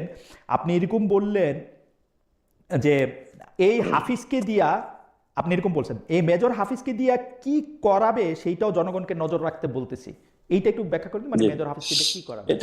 এটা একটা ভালো জিনিস আপনি উত্থাপন করেছেন। প্রথমত হলো আমাদের এখন যিনি অস্থায়ী রাষ্ট্রপতি উনি হলো একজন ক্যান্টনমেন্টের মানে ব্যাকগ্রাউন্ডের লোক। তো ফলত এখন যদি দেশে কোনো অস্থিতিশীল পরিস্থিতি সৃষ্টি হয় অথবা কোনো কিছু, এটা আমরা আগেও বলেছিলাম যখন ওনাকে স্পিকার বানানো হয়েছে, তখনই যদি চুপ্পুকে ধরেন হুট করে চুপ্পু চলে গেল অথবা জনতা গিয়ে বঙ্গভবন ঘেরাও করলো যে না ঠিক আছে আমরা শেখ হাসিনা চুপ্পুকে চাই না, তখন রাষ্ট্রপতি কে হইতো? মেজর হাফিজই তো হইতো, মানে বাই দ্য কনস্টিটিউশন। এখন বিএনপি সরিয়ে তাকে মেজর হাফিজকে দিয়েছে, এবং মেজর হাফিজকে যখন দিয়েছে উনি যখন ওইখানে মেজর হাফিজ আসছেন অটোমেটিকলি হয়েছেন, মেজর হাফিজকে রাষ্ট্রপতি দেওয়া হয় নাই। রাষ্ট্রপতি না থাকলে স্পিকার অটোমেটিক রাষ্ট্রপতি হন। মানে স্পিকার না বানাইলে তো উনি হইতো না। মানে ও স্পিকারটাই বানানো হয়েছে রাষ্ট্রপতি করার জন্য। আচ্ছা তো স্পিকারটা বানানোই হয়েছে এই জায়গাটা হলো একজন রাখার জন্য। এখন মেজর হাফিজ যিনি আছেন উনি কিন্তু ওই সময় প্রথমত হলো উনি যে দলটা করেছেন এটা সঠিকভাবে হলো মানে ওনার আমি যদি ইন্টিগ্রেটেড জায়গাটা কথা বলি ওই সময় কিন্তু উনি সংস্কারবাদী একটা জিনিসের নেতৃত্ব দিয়েছিলেন। সে সময় তার বিরুদ্ধে অনেক কথা এসেছিল, আমি সেগুলোতে না যাই, এটা তাদের দলের ইন্টারনাল বিষয়। তো উনাকে লাইন আপটা এভাবে করা হয়েছিল এবং পরবর্তীতে তাকে অস্থায়ী রাষ্ট্রপতি করা হয়েছিল। অস্থায়ী রাষ্ট্রপতি কিন্তু অনেকগুলা বিল যাবে এখানে, হেড অফ দ্য স্টেটের অনেক জায়গায় সাইনিং যায়, সাইনিং পাওয়ার থাকে। আমি জনগণকে বলেছি সেই জায়গাটা স্পষ্ট তীক্ষ্ণ দৃষ্টি রাখার জন্য, সাথে এমন কোন ধরনের বিল বা সাইনিং বাংলাদেশের জনগণের চলে না যায় যেটা হলো জনগণের স্বার্থের হিতে বিপরীত হইতে পারে বা জনগণের না সেটা রাজনৈতিক আমি নেতা সেই হিসেবে জায়গাটা রাজনৈতিক নেতা হিসেবে সেটা আপনি যে এই অবশ্যই জায়গাটা আমাদেরকে আমি ক্লিয়ার অবশ্যই আমাদের আপনি রাজনৈতিক নেতা হিসেবে এটা বলবেন। কিন্তু আমাদের মিলিটারির সাথে কিন্তু সম্পর্কটা কি মেজর হাফিজের? উনি একসময় মিলিটারিতে কাজ করছেন, তাই? অবশ্যই এটা তো প্রত্যেকটা জায়গায় মিলিটারি তার প্রত্যেকের লোক রাখতে চায় মিলিটারিতে তার এখনো প্রভাব রয়ে গেছে। মিলিটারি তো প্রভাব থাকবেই। ধরেন আপনি সেই কবে তৎকালীন আপনি বিসিএস এ গিয়েছিলেন, তো আপনার কি বন্ধু বান্ধব আমার আমার বন্ধু বান্ধব আছে, প্রভাব না, আড্ডা দিলেন? প্রভাব না। ওরা হয়তো প্রভাব পায় নাই এই জন্য। যদি প্রভাব পাইতো আমার তাহলে অবশ্যই আমার আপনি একটা আমি কথা বললেন। আমার যারা ব্যাচমেট তাদের মধ্যে 35 জন এখন এডিশনাল সেক্রেটারি। এই ও আচ্ছা। 35 জন এডিশনাল সেক্রেটারি, বাকি সবাই হচ্ছে জয়েন্ট সেক্রেটারি এবং তারা সবাই ভালো ভালো জায়গায় আছেন, কিন্তু প্রভাবেই আছেন। কিন্তু আমার কোনো প্রভাব নাই। এবং মেজর হাফিজের কথা যদি আমি বলি, মেজর হাফিজের যদি কথা বলি, মেজর হাফিজ রিটায়ার্ড হয়েছেন 70-এর মাঝামাঝি সময়। তার এখনো মিলিটারি আপনার যদি কোনো আপনার যদি কোনো প্রভাব না থাকে, if you come to the any government post, যেমন বিএনপি দিয়ে দিল যে এডিশনাল সেক্রেটারি একজনকে নিয়োগ দিল রিটায়ার, অথবা বাংলাদেশে যদি এরকম একটা সিস্টেম চালু করা হয় যে যারা হলো মানে এই বিষয়ে এক্সপার্টিস আছে তাকে গভর্নমেন্টের কোনো পোস্টে নিয়ে আসবে, যেটা বিদেশে অনেক জায়গায় আছে। অবশ্যই আমরাও সেটাতে বিশ্বাস করি, এরকম হলে খুব ভালো হতো, তাহলে অনেক দক্ষ লোককে অ্যাকোমোডেট করা যেত হলো গভর্নমেন্টের ক্ষেত্রে। এখন আপনি আসলেন, আপনি আসার পরে হলো আপনাকে একটা অ্যাডমিনিস্ট্রেশন, তখন আপনি চিনবেন না এখানে কে ভালো কে খারাপ, আপনার ব্যাচমেট হিসেবে কারা ভালো ছিল, কার নৈতিকতা ভালো। অবশ্যই তখন আপনি যখন এই পোস্টটাতে চলে আসবেন, আপনি দায়িত্বে চলে আসবেন কোনো একটা সরকারি দায়িত্বে, তখন আপনার ওই জায়গায় অ্যাক্সেসের একটা সুযোগ সুবিধা থাকবে। দেখেন এখানে কিন্তু একটা জিনিস পোর্ট্রেট হয়ে যাচ্ছে যে I am the against the military. I am not against the military because military is the only viable option to save our country now. Because আমাদের রাষ্ট্রের যতগুলা যেই ধরনের আমাদের সার্বভৌমত্ব আছে সেই জায়গাটা we salute them. ইভেন না আমি আপনার মিলিটারি প্রতি মিলিটারি প্রতি ভালোবাসা বা মিলিটারি প্রতি অ্যাবসলিউট রেসপেক্ট, সেটা আমি বলছি না। আমি শুধু 2টা পয়সা দিই, আমি মানে 2 সেন্টস। সেটা হচ্ছে মেজর হাফিজের সাথে যেসব আর্মি অফিসাররা দূরবর্তীভাবে কাজ করছেন তারাও retired long time back. Major হাফিজের আর্মিতে কোনো প্রভাব প্রতিপত্তি প্রতাপ আছে আমি শুনি নাই। আমার বন্ধুরা সেনাবাহিনীতেও কাজ করেন, তারা মেজর জেনারেলের ব্যাচ পড়েছেন কিছুদিন আগে। আমি জানি যে তাদের মধ্যে মানে কেউ আসলে মেজর হাফিজকে কোনোদিন চাকরিতে দেখেন নাই, কারণ আমরা শিশু তাদের কাছে। Even this major generals were not in service remotely, অনেকের জন্ম হয়েছে সেই সময়। তো সো এইটা আমি 2 পয়সা দিলাম আর কি। আচ্ছা যাই হোক, আমি না আপনি আপনার মানে যখন একজন আর্মি পার্সন থাকে, সাধারণত যে কোনো সৈনিক বা যে কোনো অফিসার যখন অনেক সিনিয়র থাকে তাকে রেসপেক্ট করে। আপনি দেখেন ক্যান্টনমেন্ট থেকে জন্ম নেওয়া যে বিএনপি যে দলটা আছে, এটার প্রতি এখন একটা ক্যান্টনমেন্টের একটা ভালোবাসা কাজ করে। যেমন বেগম জিয়াকে ওনারা সম্মান করতো, কেন করতো? যে মেজর যে শহীদ জিয়াউর রহমানের কারণে। একই সম্মান তো তোদের রসনের সাথে পাওয়ার কথা ছিল, পাইছেন? এখন সম্মানটা হলো কে কোন ক্ষেত্রে গিয়ে ব্যবহার করে সেই জায়গাটা থাকে। নট বিকজ যে তিনি সেনাপ্রধান ছিলেন, সেনাপ্রধানের স্ত্রী হিসাবে বেগম জিয়া সম্মান পান নাই। আমার মতে বেগম জিয়ার জন্যই সম্মান পাইছেন। সেনাপ্রধানের স্ত্রী রসের সাথে ছিলেন। এটা সর্ব জায়গায় থাকে। ধরেন আপনি এক প্রতিষ্ঠান থেকে পড়াশোনা করছেন, আপনারা একসাথে কলেজ কাজ করেন, পরবর্তীতে আপনি যখন বলবেন যে আমি ঢাকা ইউনিভার্সিটি আছে ইউনিভার্সিটির পড়াশোনা করেন, সো ওইখানে একটা বন্ডিং থাকে। আর মিলিটারি বলা হয়ে থাকে army is always the army, ঠিক আছে, উনি নন সার্ভিস হোক সার্ভিসেস, তারা ওই ধরনের তাদের একটা বন্ডিং আছে। আমি এটাকে রেসপেক্ট করি, কারণ এই ধরনের বন্ডিং থাকলে যারা এক্স হয়ে যায় তাদের এক্সপার্টিস গুলো কাজে লাগানো যায় এবং এটা সামগ্রিকভাবে। আমি ওই জায়গাটা থেকে বলেছিলাম। তো ফলত এখানে ধরেন আমরা মানে আগের যে প্রশাসন ছিল অনেক জায়গাতে দেখা গেছে যে নন সার্ভিস থেকে, ধরেন আপনি প্রশাসনের নাই অথবা প্রশাসনে কাজ করে নাই, এই ধরনের একজনকে আপনি হলো প্রশাসনের ক্ষেত্রে যে মুখ্য সচিব বা কিছু তৈরি করে দেখবেন, এটা ডিসফাংশন কাজ করে। ডিসিরা এসপিরা বা অন্য যারা আছে তারা কথা শুনতে যায় না, ও কি বুঝে এভাবে বলবে, ও কি এই ব্যাচের বা আমাদের এই ইনস্টিটিউশন সম্পর্কে কিছু বুঝে। অথবা এই যে ডাক্তাররা আন্দোলন করতেছে, যখন আপনি অ্যাডমিন ক্যাডার থেকে নিয়ে ডাক্তারদেরকে পলিসির ক্ষেত্রে চাপায়া দিচ্ছেন যে ডাক্তাররা এটা এইভাবে করতে হবে, কিন্তু ডাক্তাররা তখন বলে ওঠে যে আমার এই ধরনের প্রয়োজন, উনি এটা কি বুঝে। ফলত যখন ধরেন একজন যে স্বাস্থ্য অধিদপ্তর বা কোনো ক্ষেত্রে যখন একটা ডাক্তার ব্যাকগ্রাউন্ড আছে, তাহলে এটা একটা অ্যাফিনিটি থাকে। এই অ্যাফিনিটিটা হলো আপনি কখনো অস্বীকার করতে পারবেন না। এটা হলো পৃথিবীর চিরাচরিত।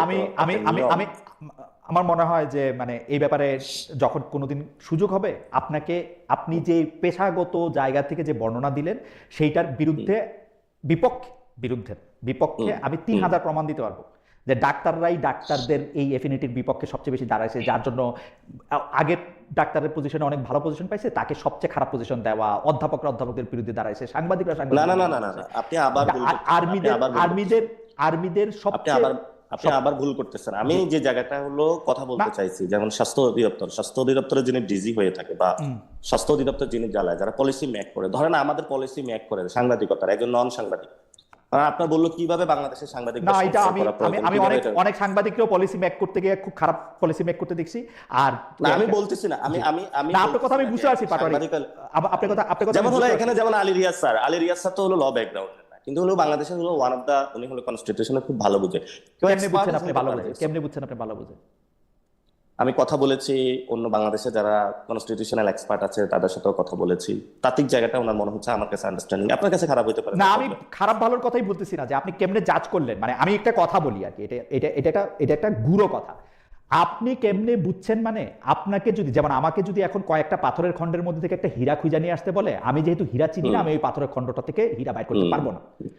আপনি যদি কনস্টিটিউশনে অনেক সাউন্ড হন, কেবলমাত্র তখনই আপনি বুঝতে পারবেন যে আলী রিয়াজ স্যার কনস্টিটিউশনের সাউন্ড। আমি সেই জায়গা থেকে আপনাকে প্রশ্ন করছি আপনি কেমনে বুঝছেন, কারণ আমি কনস্টিটিউশনালি সাউন্ড যাদেরকে আমি মনে করি, যাদেরকে কথা আমি আগে শুনছি, কাউকে আমি আলী রিয়াজ স্যার আমার সরাসরি শিক্ষক, তাকে কনস্টিটিউশন খুব ভালো বোঝেন বলতে শুনি নাই, একজনকেও না। ও আচ্ছা, এখন আমি তো বুঝি না, আমি তো আর এই সার্টিফিকেট দিতে পারবো না, কারণ এই সার্টিফিকেট যেহেতু আপনি দিচ্ছেন। আপনার কাছে বাংলাদেশের সবচেয়ে কনস্টিটিউশনাল এক্সপার্ট কাকে ভালো আমার বাংলাদেশে আমি মনে করি বাংলাদেশের অ্যাডভোকেট মাহমুদুল ইসলাম সাহেব ছিলেন, যিনি কনস্টিটিউশনাল ল বাংলাদেশ লিখছেন। মানে কারেন্টকে আমি তো বললাম যে আমি তো অত ভালো সংবিধান বুঝি না যে আমি বুঝতে পারবো যে সংবিধান বুঝে, তাহলে আমাকে মানতে হবে কার কথা? যিনি আইন এবং সংবিধান নিয়ে প্র্যাকটিস করেন, ধরেন সুপ্রিম কোর্টের চিফ জাস্টিস, ধরেন সৈয়দ রেফাত আহমেদ বাংলাদেশের প্রধান বিচারপতি ছিলেন। সৈয়দ রেফাত আহমেদ যদি কখনো বলতেন, আমি ওনাকে সাজেস্ট করেছিলাম, সৈয়দ রেফাত আহমেদকে আপনি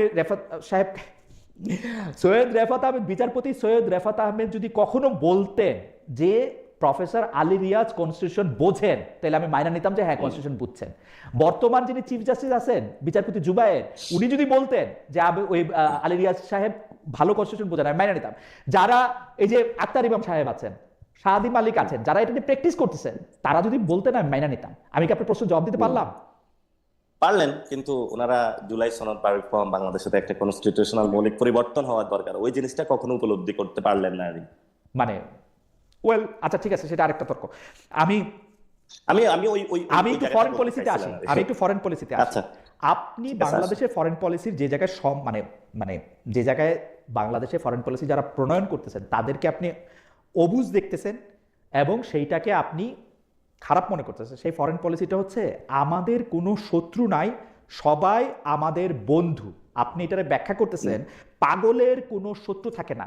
পৃথিবীর একটি দেশ আপনি দেখাইতে পারবেন ইসরায়েল ছাড়া যে ফরেন পলিসিতে কাউরে শত্রু হিসাব করে কথা বলে? আওয়ার কনস্টিটিউশন আমরা তো বলি আমাদের কোনো শত্রু নাই, সবাই আমাদের বন্ধু। হ্যাঁ, এটা কিন্তু আপনি বলছেন পাগলের মতো কথা। কিন্তু গত 17 বছর আপনি বলেছেন কেন যে ভারত রাষ্ট্র চালাচ্ছে, ভারতের সাথে আপনার সম্পর্ক নাই, ভারতের বিরুদ্ধে আপনি হ্যান্ড করে ফেলবেন, ত্যান করে ফেলবেন, কেন বলেছেন আপনি? বুঝি না কেন বলেছেন ওদের হাতে গোলামের জিঞ্জির, আমাদের হাতে স্বাধীনতার পতাকা? মানে আপনি যদি বিএনপির, আমি যদি বিএনপির কথাই বলি, বিএনপি তো গত 17 বছর হলো বাংলাদেশের সেই অনেক আগ থেকে হ্যান্ড করে ফেলবেন, ত্যান করবেন, তাহলে আপনি ভারতের সাথে কেন শত্রুতা সৃষ্টি করেছেন? আমি বলি না যে বন্ধুত্ব করতে হবে, আপনি আপনি আপনি দুনিয়ার সব পক্ষকে খুশি রাখতে পারবেন না। আপনার একটা পক্ষে যখন আপনি অ্যাডভান্টেজ পাবেন, অপর পক্ষে আপনার কিছু লুজ হবেই। কিন্তু আপনি যখন নিয়ম বানাবেন যে ঠিক আছে সবাই পৃথিবীতে ইকুয়াল, কিন্তু ভারতের সাথে শত্রুতা করছে বিএনপি ক্ষমতা থাকতে, আমার এরকম কোনো জানা নাই। আপনার কোনো কিছু জানা আছে এরকম? আমি ক্ষমতা বলি না, আমি 17 বছর বলছি। না, বিরোধী দলে থাকলে দেখেন, বিরোধী দলে থাকলে শেখ হাসিনাও ইন্ডিয়াতে গ্যাস রপ্তানি হইতে দেয় নাই। ভারত বিরোধী থাকলেও পরে বিএনপি চাইছিল বলেছিলেন যে সবার সাথে খুবই সুন্দর সুন্দর একসাথে করে আপনার কোথাও অ্যাডভান্টেজ আসলে কোথাও ডিসঅ্যাডভান্টেজ আসবে, কোথাও একজনের স্বার্থ ভালো হলে ফরেন পলিসিতে আমরা বলবো যে অমুক আমার শত্রু আর কেউ বন্ধু না, নাইলে আমাকে পাগল বলবো। আমরা তো আমরা তো কাউকে বলি নাই যে আমাদের আপনি কেউ বন্ধু বলছেন, বা শত্রু। আপনি আমরা কেউ বলছেন, কাউকে আপনি চিহ্নিত বলছেন যে করেছি। এই ফরেন পলিসি না সেটা কোন পাগলের কাজ। দেশকে কোন দেশকে কোন কোন দেশকে আমরা দেশের কথা শত্রু আমি বলি চিহ্নিত নাই, করেছি? আপনি বলছেন না, পাগল। কিন্তু আপনি পাগল যদি একটা দেশকে একটা পকেটে ঢুকানোর চেষ্টা করেন, তাহলে আপনি কি করবেন বলেন? মানে একটা আপনি যদি একটা দেশকে দেশকে একটা পকেটে ঢুকানোর আপনি চেষ্টা করে, আমি যুদ্ধ মানে আপনি আমি যদি যদি সত্যি মনে করি যে একটা দেশ একটা দেশের আমরা যুদ্ধ, মনে করি আমি আমাদের কূটনৈতিক সম্পর্ক ছিন্ন মাল্টি করবো তার রিলেশন সঙ্গে, থাকা সম্ভব কূটনৈতিক সম্পর্ক ছিন্ন না। করবো। এটা বাংলাদেশের এখন যে পরিস্থিতি আছে, দেখেন আমাদের 3 দিক দিয়ে ভারত ঘেরাও করা। হুম। একটা হলো আমাদের ওপেন প্লেস আছে, সেটা হলো বে অফ বেঙ্গল। সেখানে বে অফ বেঙ্গলটাতে আমরা চাই না হলো নতুন কোনো পরাশক্তির এখানে হলো জিওপলিটিক্যাল আসপেক্ট থেকে কোনো সংঘাতের সৃষ্টি হোক। ঠিক আছে, আমরা ব্যবসা বাণিজ্য সায়েন্স টেকনোলজি শেয়ারিং এ আমরা আছি, স্টুডেন্ট পাঠাচ্ছি, তারা আসতেছে। তো আপনি যখন সবার সাথে সম্পর্ক ছিন্ন করে একদিকে চলে যাবেন এবং সেখানে হলো ফুল জিনিসটা একজনকে ওপেন করে দিবেন উইদাউট এনি কন্ডিশন, অথবা আমাদের স্বার্থটা না দেখে, সেখানে তো অবশ্যই আমরা কথা তুলবো। আপনি মানে টোন কি হইতে পারে সেটা তো আমাকে কথা বলেন। না না, আমি বক্তব্যের শুরুতে বলেছিলাম। আপনি কিন্তু জনাব পাটোয়ারি, আপনি কিন্তু আমার প্রশ্নের উত্তরটা আপনার মতো করে দিতেছেন, কিন্তু আমি আশা করি যে আপনার মতো এরকম একজন ইন্টেলিজেন্ট এবং বাগ্মী আমাকে সরাসরি প্রশ্ন উত্তর দেন। আপনার কাছে কি মনে হয় যে আমাদের ফরেন ঠিক পলিসির আছে, তাহলে মধ্যে আপনি বলেন ফরেন কোশ্চেন উত্তর দিব। ইয়েস নো তো বলার দরকার নাই, যে আপনি আবার আরেকটা কথা বললেন। আমি আপনার কাছে জানতে চাইছি আমাদের ফরেন পলিসিটা হচ্ছে সকলের সঙ্গে, মানে কারো সঙ্গে শত্রুতা নয়, সকলের সঙ্গে বন্ধুতা, সেইটাকে আপনি বলতেছেন পাগলের সাথে আপনি তুলনা দিচ্ছেন। আমাদের ফরেন পলিসিটা কি হওয়া উচিত আসলে? মানে এটাই ফরেন পলিসি হওয়া উচিত এবং সেটাই আপনি করেন। হুম। তাহলে আপনি তো সেটা করছেন না। আপনি আপনি তো বলতেছেন যে এইটা করা উচিত, সেটা বলতেছেন না তো, আপনি বলতেছেন সকল কাউরে শত্রু না বলাটাই পাগলের লক্ষণ। তো সকলের শত্রুতা আপনি সেই জিনিসটা করতেছেন না, আপনি একটা দেশের পকেটে ঢুকে যাচ্ছেন। এটা তো ঠিক না।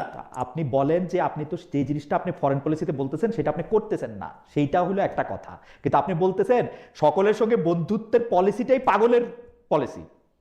না, আমি ওই পলিসি নিয়ে কথা বলিনি। বলছেন আমি তো? বলেছি যে আপনারা বলছেন। তো না, আমি আমি কনস্টিটিউশনাল পলিসিতে কথা বলি না, আমি কনস্টিটিউশনাল পলিসিতে বিশ্বাস করি। ইভেন আমরা যখন কনস্টিটিউশন পরিবর্তন করবো, যা নতুন করে রিরাইট লিখবো, আমরা এটাই রাখবো, আমরা সবার সাথে সম্পর্ক সুন্দর রাখবো। কিন্তু যখন আপনি প্র্যাকটিক্যাল ওয়ার্ল্ডে কাজ করেন, তখন আপনার এখানে সব কোয়ালিগের সাথে আপনার খুব ভালো সম্পর্ক, এটা হলো অফিস ইথিক্স, যে সবার সাথে খুব ভালো সম্পর্ক রাখতে হবে, সবার সাথে ভালো বিহেভ করতে। কিন্তু তার অফিস থেকে যখন আপনি নামবেন, দেখবেন কারোর সাথে আপনি বাসায় যাচ্ছেন, কারোর সাথে কফি খাচ্ছেন, আপনার একটা হৃদ্যতা সম্পর্ক পুরো গড়ে উঠেন। তো সবকিছু তো আপনার রিটেন ভাবে হয় না।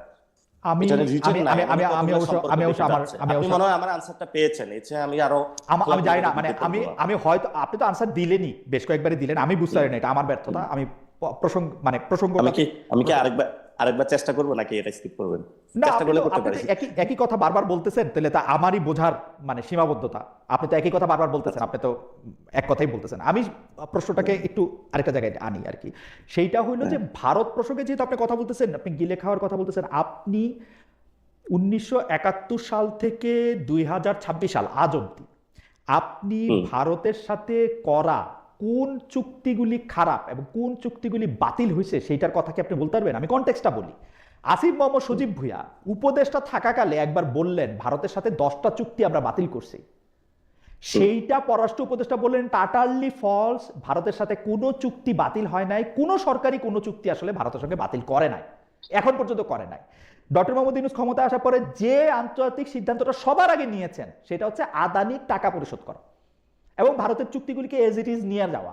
তাইলে আপনি বা আপনারা যারা ওই সরকারকে আমাদের সরকার বলতেছেন, আপনাকে আমি দেখতেছি 2 দিন আগের বক্তৃতাও ওই সরকারকে বলতেছেন আমাদের সরকার, তো সেই ব্যাপারটা আপনারা কিভাবে ব্যাখ্যা দিবেন যে আপনারা যে কোনো চুক্তির কোনো পরিবর্তন করেন না, কোনো চুক্তি সামনে আনেন না, কোনো চুক্তি বাতিল করেন না?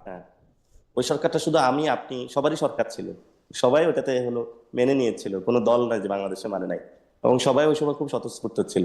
পরবর্তীতে কেউ যদি পোস্ট না পাইছে, অনেকে যারা এক্সপার্টিস আছে বলছে সরকারের উপদেষ্টা হইতে হবে, ওইটা একটু রাগান্বিত হয়েছে। কেউ বলছে যে আমি হলো এই মন্ত্রণালয়ে যাব, অমুক জায়গায় সচিব হইতে চাই, এই কাজ করতে চাই। ফলে তো অনেকে বিভিন্নভাবে বিক্ষুব্ধ হয়েছেন, রাগ হয়েছিলেন, সবারই ইন্টারেস্ট ছিল। আমাদেরও কাছে অনেকে যোগাযোগ করছে, মনে করছে যে আমরা খুব পাওয়ারফুল, এই অর্ডার নিয়ে আসতো, ওই অর্ডার নিয়ে আসতো, সবগুলো রেখে দিতাম টেবিলের নিচে, বা এই সব ক্ষমতা আমাদের নাই।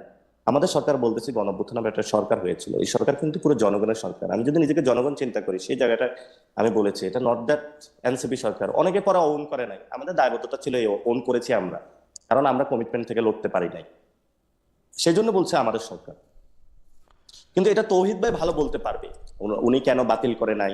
যেমন আমাদের মহেশখালী না, জোনের মানে ইউনূস সাহেব বলতে পারবেন না? ইউনূস সাহেব বলতে পারবেন না? বেশি যিনি মন্ত্রণালয়ে কাজ করে উনি বলতে পারবেন। এখন আপনি যদি বলেন যে মানে আমি আমি আমি কি পার্সোনালি তারেক রহমান কি মনে ভালো করি কি, জানে? হ্যাঁ অবশ্যই তারেক রহমান ভালো জানে। আমি সবকিছুর জন্য তারেক তার সাহেবকে মানে রেসপন্সিবল মনে করি, রেসপন্সিবল মনে করি ফরেন পলিসির ক্ষেত্রে রেসপন্সিবল অবশ্যই। রেসপন্সিবল মনে করি যদি সবকিছুর আনসার জন্য। আনসার যদি যদি আনসার পাইতে চান তাহলে হলো মনে হচ্ছে যে ওই সময় তৌহিদ ভাই এটা ভালো বলতে পারবে আর তৌহিদ ইফ ইউ ক্যান এনি তৌহিদ সাহেবকে আমি কোট করছি। তৌহিদ সাহেব বলছেন একটি চুক্তিও বাতিল হয় নাই। আসিফ মোহাম্মদ সজীব ভুঁইয়ার মানে যে জায়গা সেটি 2025-এর 22 অক্টোবর উনি বলতেছেন যে উনি ফেসবুক স্ট্যাটাসে যে কথা বলছেন সে কথা ঠিক না। এটা তৌহিদ তাহলে সাহেব তাদেরকে আক্স করুন। হ্যাঁ? এখন ওনাদের ওইখানে কি হয়েছে ওই ক্যাবিনেটেও আমি ছিলাম না, আমি হয়তো খোঁজ নিলে জানতে পারবো। এখন যদি আমি আসিফ মাহমুদ হতাম তাহলে উত্তর দিতে পারতাম যে তৌহিদ সাহেব এটা বলছে, অথবা আমি তৌহিদ সাহেব হলে আমি উত্তর দিতে পারতাম আসিফ সাহেব এটা বলছে। এই জন্য আমি তো দুজনের কেউ না, আমি কিভাবে এটা উত্তর দিব? দর্শকদের মধ্যে থেকে অনেকে বলতেছেন আজকে দর্শকদের মতামত কেন নিতেছেন না। তো দর্শকদের একটা পার্ট বলতেছেন যে আপনি নাসিরউদ্দিন পাটোয়ারিকে ভয় পেয়ে প্রশ্ন করতেছেন। ভাই ভয় তো আমি, আরেকজন বলতেছেন যে আমি 100% নিশ্চিত, বা অনেকেই 100% নিশ্চিত যে আমি খালেদা আজকে বিএনপি থেকে টাকা নিয়েছে। Fair enough. আমি আমি আমি একটু একটু জামায়াতে ইসলামের প্রসঙ্গে একটু যেতে চাই। সেটি হচ্ছে দাঁড়ান আমি একটু ছবি তুলে রাখছিলাম আপনার ঘটনা, মানে আপনার খালিদ ভাই আপনাকে আমার একটা কোশ্চেনের আজকে ইচ্ছা ছিল খুব। জি করেন করেন করেন করেন। জি, আপনারা তো সবসময় আমাদেরকে জিজ্ঞেস করেন আমাদের ইনকাম সোর্স, যে আমি একটু ঠিকানা সম্পর্কে একটু জানতে চাচ্ছিলাম আজকে। কি জানতে চাচ্ছেন বলেন। ঠিকানার মালিককে বা কিভাবে, মানে অন্য জায়গাতেও ধরেন আমরা সালমান এফ রহমানের আগেরটা জানতাম, অথবা নিউজ 24 এর মালিক হলো বসুন্ধরা, অথবা মেঘনা গ্রুপের 71 টিভি আছে, আগামী সময় আসতেছে। আমাকে আজকে একজন জিজ্ঞেস করতেছিল যে ঠিকানার কি অথবা কি, এটা একটু জানলে তাহলে আমাদের জন্য একটু ভালো হতো। আমি বলি ঠিকানা হচ্ছে নিউ ইয়র্ক থেকে বাইর হওয়া একটা সাপ্তাহিক পত্রিকা যেটা 35 বছর এই বছর পার করলো। তো ঠিকানাতে এটা মালিককে এটা বলা যাবে? এম শাহিন। ইনি কুলাউড়া থেকে নির্বাচিত 2 বার সংসদ সদস্য, একবার বিএনপি থেকে, একবার হচ্ছে স্বতন্ত্র পদ থেকে, আরেকবার উনি নির্বাচন করেছিলেন সর্বশেষ এই। কিন্তু আমরা যে ঠিকানা ডিজিটালটা করতে চাচ্ছি, যে ডিজিটাল কন্টেন্টের, সেই ডিজিটাল কন্টেন্টের সাথে ঠিকানা যে পত্রিকা, সেই ঠিকানা পত্রিকার সেই অর্থে কোনো সম্পর্ক নাই। আচ্ছা আচ্ছা, সিস্টার কনসার্ন ভালো না, আমি ওই সিস্টার লোক কনসার্ন বলতে পারি। আমাকে বলতেছে কিন্তু যে কিন্তু আমি আপনাকে আরেকটা জিনিস বলি। আপনি গতবারও আপনি এই প্রসঙ্গটা তুলেছেন যে আপনি সালমান এফ রহমানের এখানে কাজ করেছেন, বা সালমান এফ রহমানের শুনেন, আমরা যারা প্রফেশনাল, আমার যদি বাংলাদেশের কোনো পত্রিকায় কোনো টেলিভিশনে কাজ করতে হইতো, যে কোনো, তাদের সবার ব্যাপারেই আপনি বলতে পারতেন যে এই মালিকানা দিয়ে এটা করছে, এই মালিকানা দিয়ে সেটা করছে। কিন্তু আপনি আমার পজিশন, আমার অবস্থান, সেইটা নিয়ে বলতে গেলে আমি কোথায় কাজ করছি সেটা নিয়ে যদি প্রশ্ন তোলে, সেটা আপনি তুলতে পারেন, এটা আপনার বাক স্বাধীনতা। কিন্তু আমি আপনাকে বলি, আগের বারও আপনি এই কথা বলছিলেন যে আপনি তো বেক্সিমকো সালমান এফ রহমান, শোনেন, সালমান এফ রহমানের প্রতিষ্ঠান, আমি এটা অন রেকর্ড বলতেছি, সালমান এফ রহমানের প্রতিষ্ঠান, আমি বলি গতবার বলছেন আপনি, গতবার বলছেন আমি বলি কথাটা এটা বলছি, আমি বলি সালমান এফ রহমানের, শোনেন সালমান এফ রহমানের ডিসটোর্টেড করেছেন না, আপনি গতবার একই প্রসঙ্গে একই রকম ভাবে এই কথা বলেছেন। যে আমি আপনাকে একটা প্রশ্ন করতে চাই, আপনি হচ্ছে সালমান এফ রহমান, আমি আমার কথাটা শেষ করতে দেন, আমার কথাটা বলতে দেন। আমি বলি সালমান এফ রহমানের কোম্পানিতে আমার জন্য কস্ট টু দা কোম্পানি যত ছিল, আমার জন্য ইন্ডিপেন্ডেন্ট টেলিভিশন আয় করছে তার কয়েক গুণ বেশি। আমি উনার প্রতিষ্ঠানে কাজ করছি বলে উনার দয়া নিয়ে কাজ করি না, আমি জীবনে উনার সঙ্গে একটা ছবি তুলে পোস্ট করি নাই। আমি প্রফেশনাল হিসাবে ইন্ডিপেন্ডেন্ট টেলিভিশনে যোগ করছি, আমার কোনো কিছু পাওয়ার নাই। বাংলাদেশে আমি যখন এই কথা কইতেছি, আপনি খোঁজ নিয়ে দেখেন, টপ 10টা টেলিভিশনের মধ্যে অন্তত 5টার অ্যাপয়েন্টমেন্ট লেটার এখন আমার পকেটে। আপনি খোঁজ নেন, খোঁজ নিয়ে আমাকে বলেন। আমি ওই সময় বলেছিলাম যে আমি যদি আপনাকে এই কথাটা বলি আপনি রাগান্বিত হয়ে যাবেন না, তাহলে আমি বুঝাতে চাচ্ছিলাম না, আমি আপনাকে এর আগের বার আপনি কোন প্রসঙ্গে বলছিলেন সেটা আমি বলি। আমি আপনাকে বলছিলাম যে আপনার একজন সহযোদ্ধা এই কথা বলছেন যে আপনারা আসিফ নজরুলের ছাগল নিয়ে খায় ফেলছেন। এইটারে আপনি কিভাবে ব্যাখ্যা করেন? তখন আপনি বলছেন আপনিও তো বেক্সিমকোর পয়সাতে চলেন বা বেক্সের পয়সা খান। না, তারপরে শেষ কথাটা ছিল যদি এই কথা আমি আপনাকে বলি, না এটা কোনো কথাই হলো না, এটা কোনো কথাই হলো না। যদি এই কথা আমি এটা কেটে, এটা কোনো কথাই হলো না ভাই, এইসব কথার ভাজ আমারে দিয়েন না, এইসব কথার ভাজ আমারে দিয়েন না। আমি কেমনে দিব? আপনি সবচেয়ে বাংলাদেশের সবচেয়ে বড় সাংবাদিক। না, সবচেয়ে বড় ছোটর কথা না ভাই, বড় ছোটর বহুত কিছু, মানে আপনাদের বড় ছোটর যে হিসাব, সেই হিসাবটা স্কেল সেইটা আপনাদের কাছে ভাই, আমি ওই স্কেলের আপনার কাছে আমি যাইতে চাই না। হাওয়েভার আমি আপনাকে যে একটু জামাতে ইসলামীর ব্যাপারে যেটা একটু জিজ্ঞেস করতে চাইছিলাম, সেটা হচ্ছে যে আপনাদের উপরে হামলা বা আক্রমণ হওয়ার পরে জামাতের 60 বছর বয়সী সংসদ সদস্য 17 বছরের কিশোরীকে চাকরির প্রলোভন দিয়ে, এটা হচ্ছে মনিরা শারমিন, উনি স্ট্যাটাস দিয়েছেন এর পর প্রলোভন দেখিয়ে যে কেলেঙ্কারি জন্ম দিয়েছেন সেটাই জুলাই মাসেই ছিল। এই ঘটনা শুধু আলোচনাতেই ছিল না, বরং বিব্রতকর পরিস্থিতি ছিল। কিছু মানুষ দেখলাম যারা হামলার প্রতিবাদ না জানিয়ে এর মধ্যে ডিপ প্ল্যানের গন্ধ পাচ্ছে। এনসিপি রাজনীতি দাঁড়ালে কারো কারো অসুবিধা হবে, এটাই স্বাভাবিক। নিজেদের ব্যর্থতা অস্বীকার করে অন্যকে সন্দেহের চোখে দেখা একরকমের অসুখ। না জনাব পাটোয়ারি, আপনিও কিন্তু জামাতে ইসলামের, আমি দেখতেছিলাম অক্টোবরের শেষ সপ্তাহে আপনি জামাতে ইসলামীকে অনেক সমালোচনা করেছেন এবং আপনি বলেছেন যে জামাতে ইসলামের সাথে গিয়ে কারো কোনোদিন কোনো ভালো হয় নাই।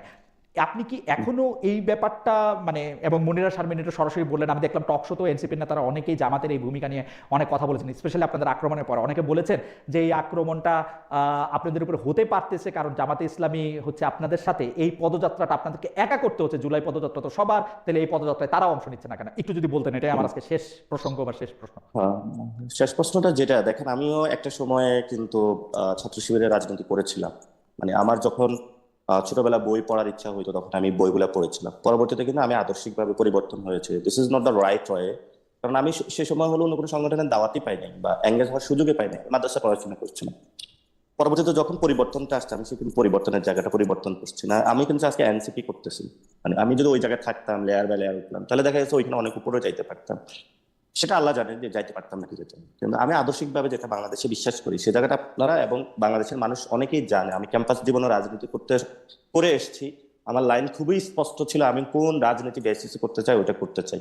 ফলত আমি সেই জায়গাটা এখন হলো করতেছি। এবং আমি জামায়াত সম্পর্কে যেটা বক্তব্য দিয়েছিলাম, একটা দেখেন আদর্শিক জায়গা হলো প্র্যাকটিক্যাল পলিটিক্স। প্র্যাকটিক্যাল পলিটিক্সে দেখেন জাতীয়তাবাদী যে পলিটিক্সটা, জাতীয়তা পলিটিক্সের জায়গাটাই কিন্তু বিএনপি বলে যে এটা একটা আদর্শিক জায়গাতে আছে, কিন্তু প্র্যাকটিক্যালি তারা এটা করে না। কারণ বাংলাদেশি যে পলিটিক্সটা সেটার মধ্যে তারা কখনো মাদ্রাসা সেক্টরকে একীভূত করতে পারে নাই, হিন্দু ভাইদেরকে একীভূত করতে পারে নাই, নারী শ্রমিকদেরকে একীভূত করতে পারে নাই। যেটা আইডিয়াটা আকারে খুবই সুন্দর ছিল।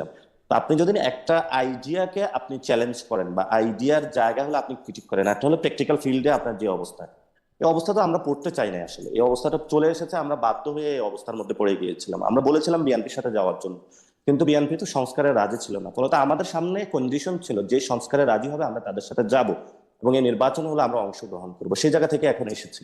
আপনি যে প্রশ্নটা উত্থাপন করেছিলেন যে জামায়াত ইসলামের একজন সংসদ সদস্যের যে মোরাল টার্পিচিউডের যে জায়গাটা, মোরাল টার্পিচিউডের জায়গাটা একটা জামায়াত ইসলামী ভালো উত্তর দিতে পারবে।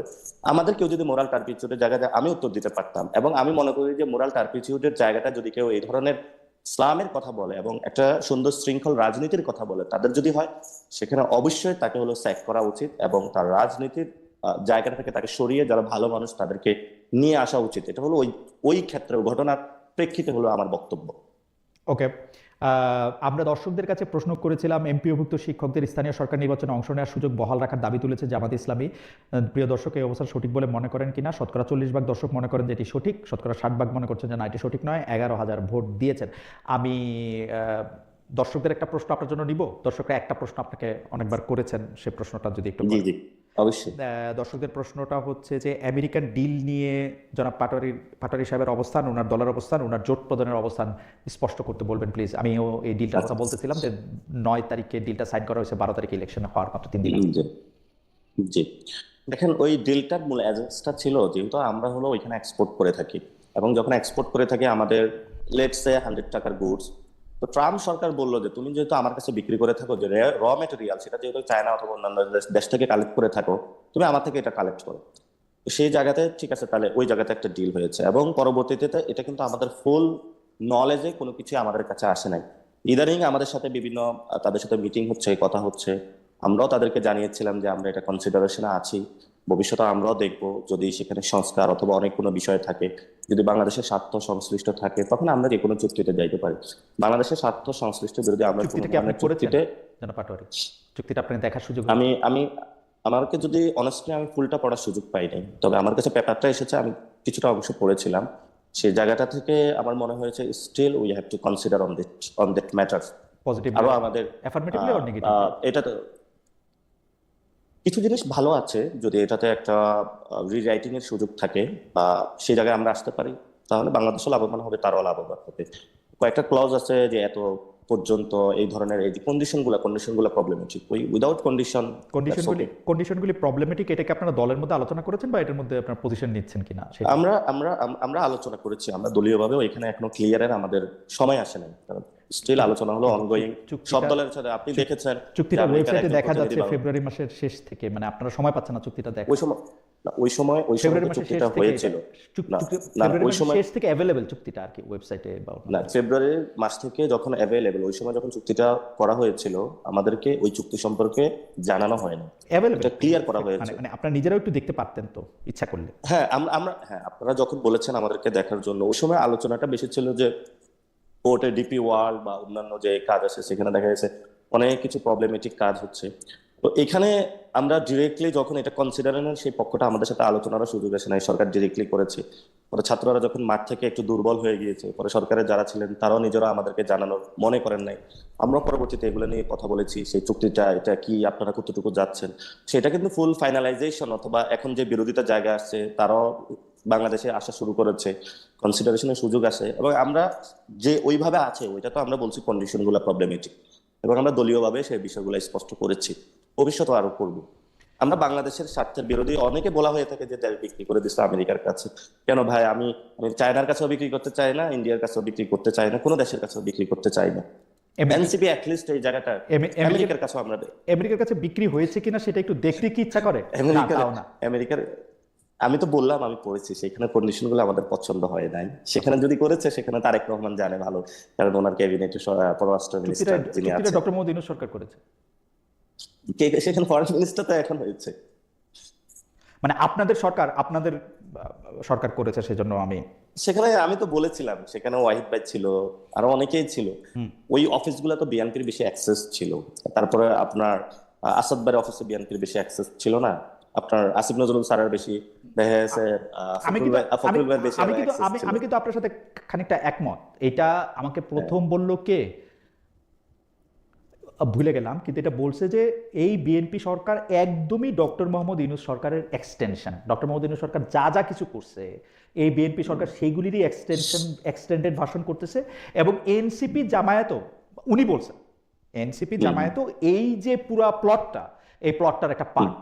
এটা এই আপনাদের কেউই বলছে যে, মানে আমি মনেও করতে পারবো আসলে একটু পরে আমাদের অনুষ্ঠানেই বলছে, যখন আমরা বলছে যে রাজনৈতিক দল হিসেবে বিভিন্ন ইন্টারাকশনে যাই, কথা বলি, আমাদের কারণে দেখা গেছে এই যে এখন আপনার একজন প্রতিমন্ত্রী নুরুল হক নূর বক্তব্য দিয়েছেন এনসিপি হলো বাংলাদেশের রাজনীতিতে বিস্ফোরা, হয়তো এই জন্যই বলা হয়ে থাকে।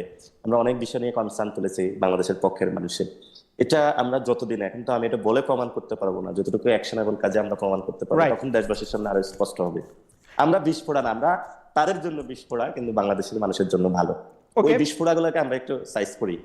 আমার আর কোনো প্রশ্ন নাই, আমি একটু শেষ করি। আচ্ছা, এতক্ষণ যা আপনাকে জাস্ট আমাকে যদি 30 সেকেন্ড সময় দেওয়া যাবে। জি জি, অবশ্যই অবশ্যই, মানে আমি কথাটা বলে নিব। সেটা হলো, মানে খালিদ ভাই আপনি, হ্যাঁ, আমার পুরো যতটুকু আপনি আমার বক্তব্যগুলো অ্যানালাইসিস করেছেন, আমি শুরুতে বলেছিলাম টোনের প্রবলেম আছে, সেটা আমার কারেকশন করতে হবে। আপনার কি মনে হয়েছে আমি সারাদিন গালাগালি করি? আমার তো অনেকগুলো বক্তব্য আপনি অ্যানালাইসিস করেছেন। জনাব পাটোয়ারি, আমি অনেস্টলি বলি, দেখেন কোনটা গালাগালি না এটা নির্ধারণ করে আসলে ক্ষমতা।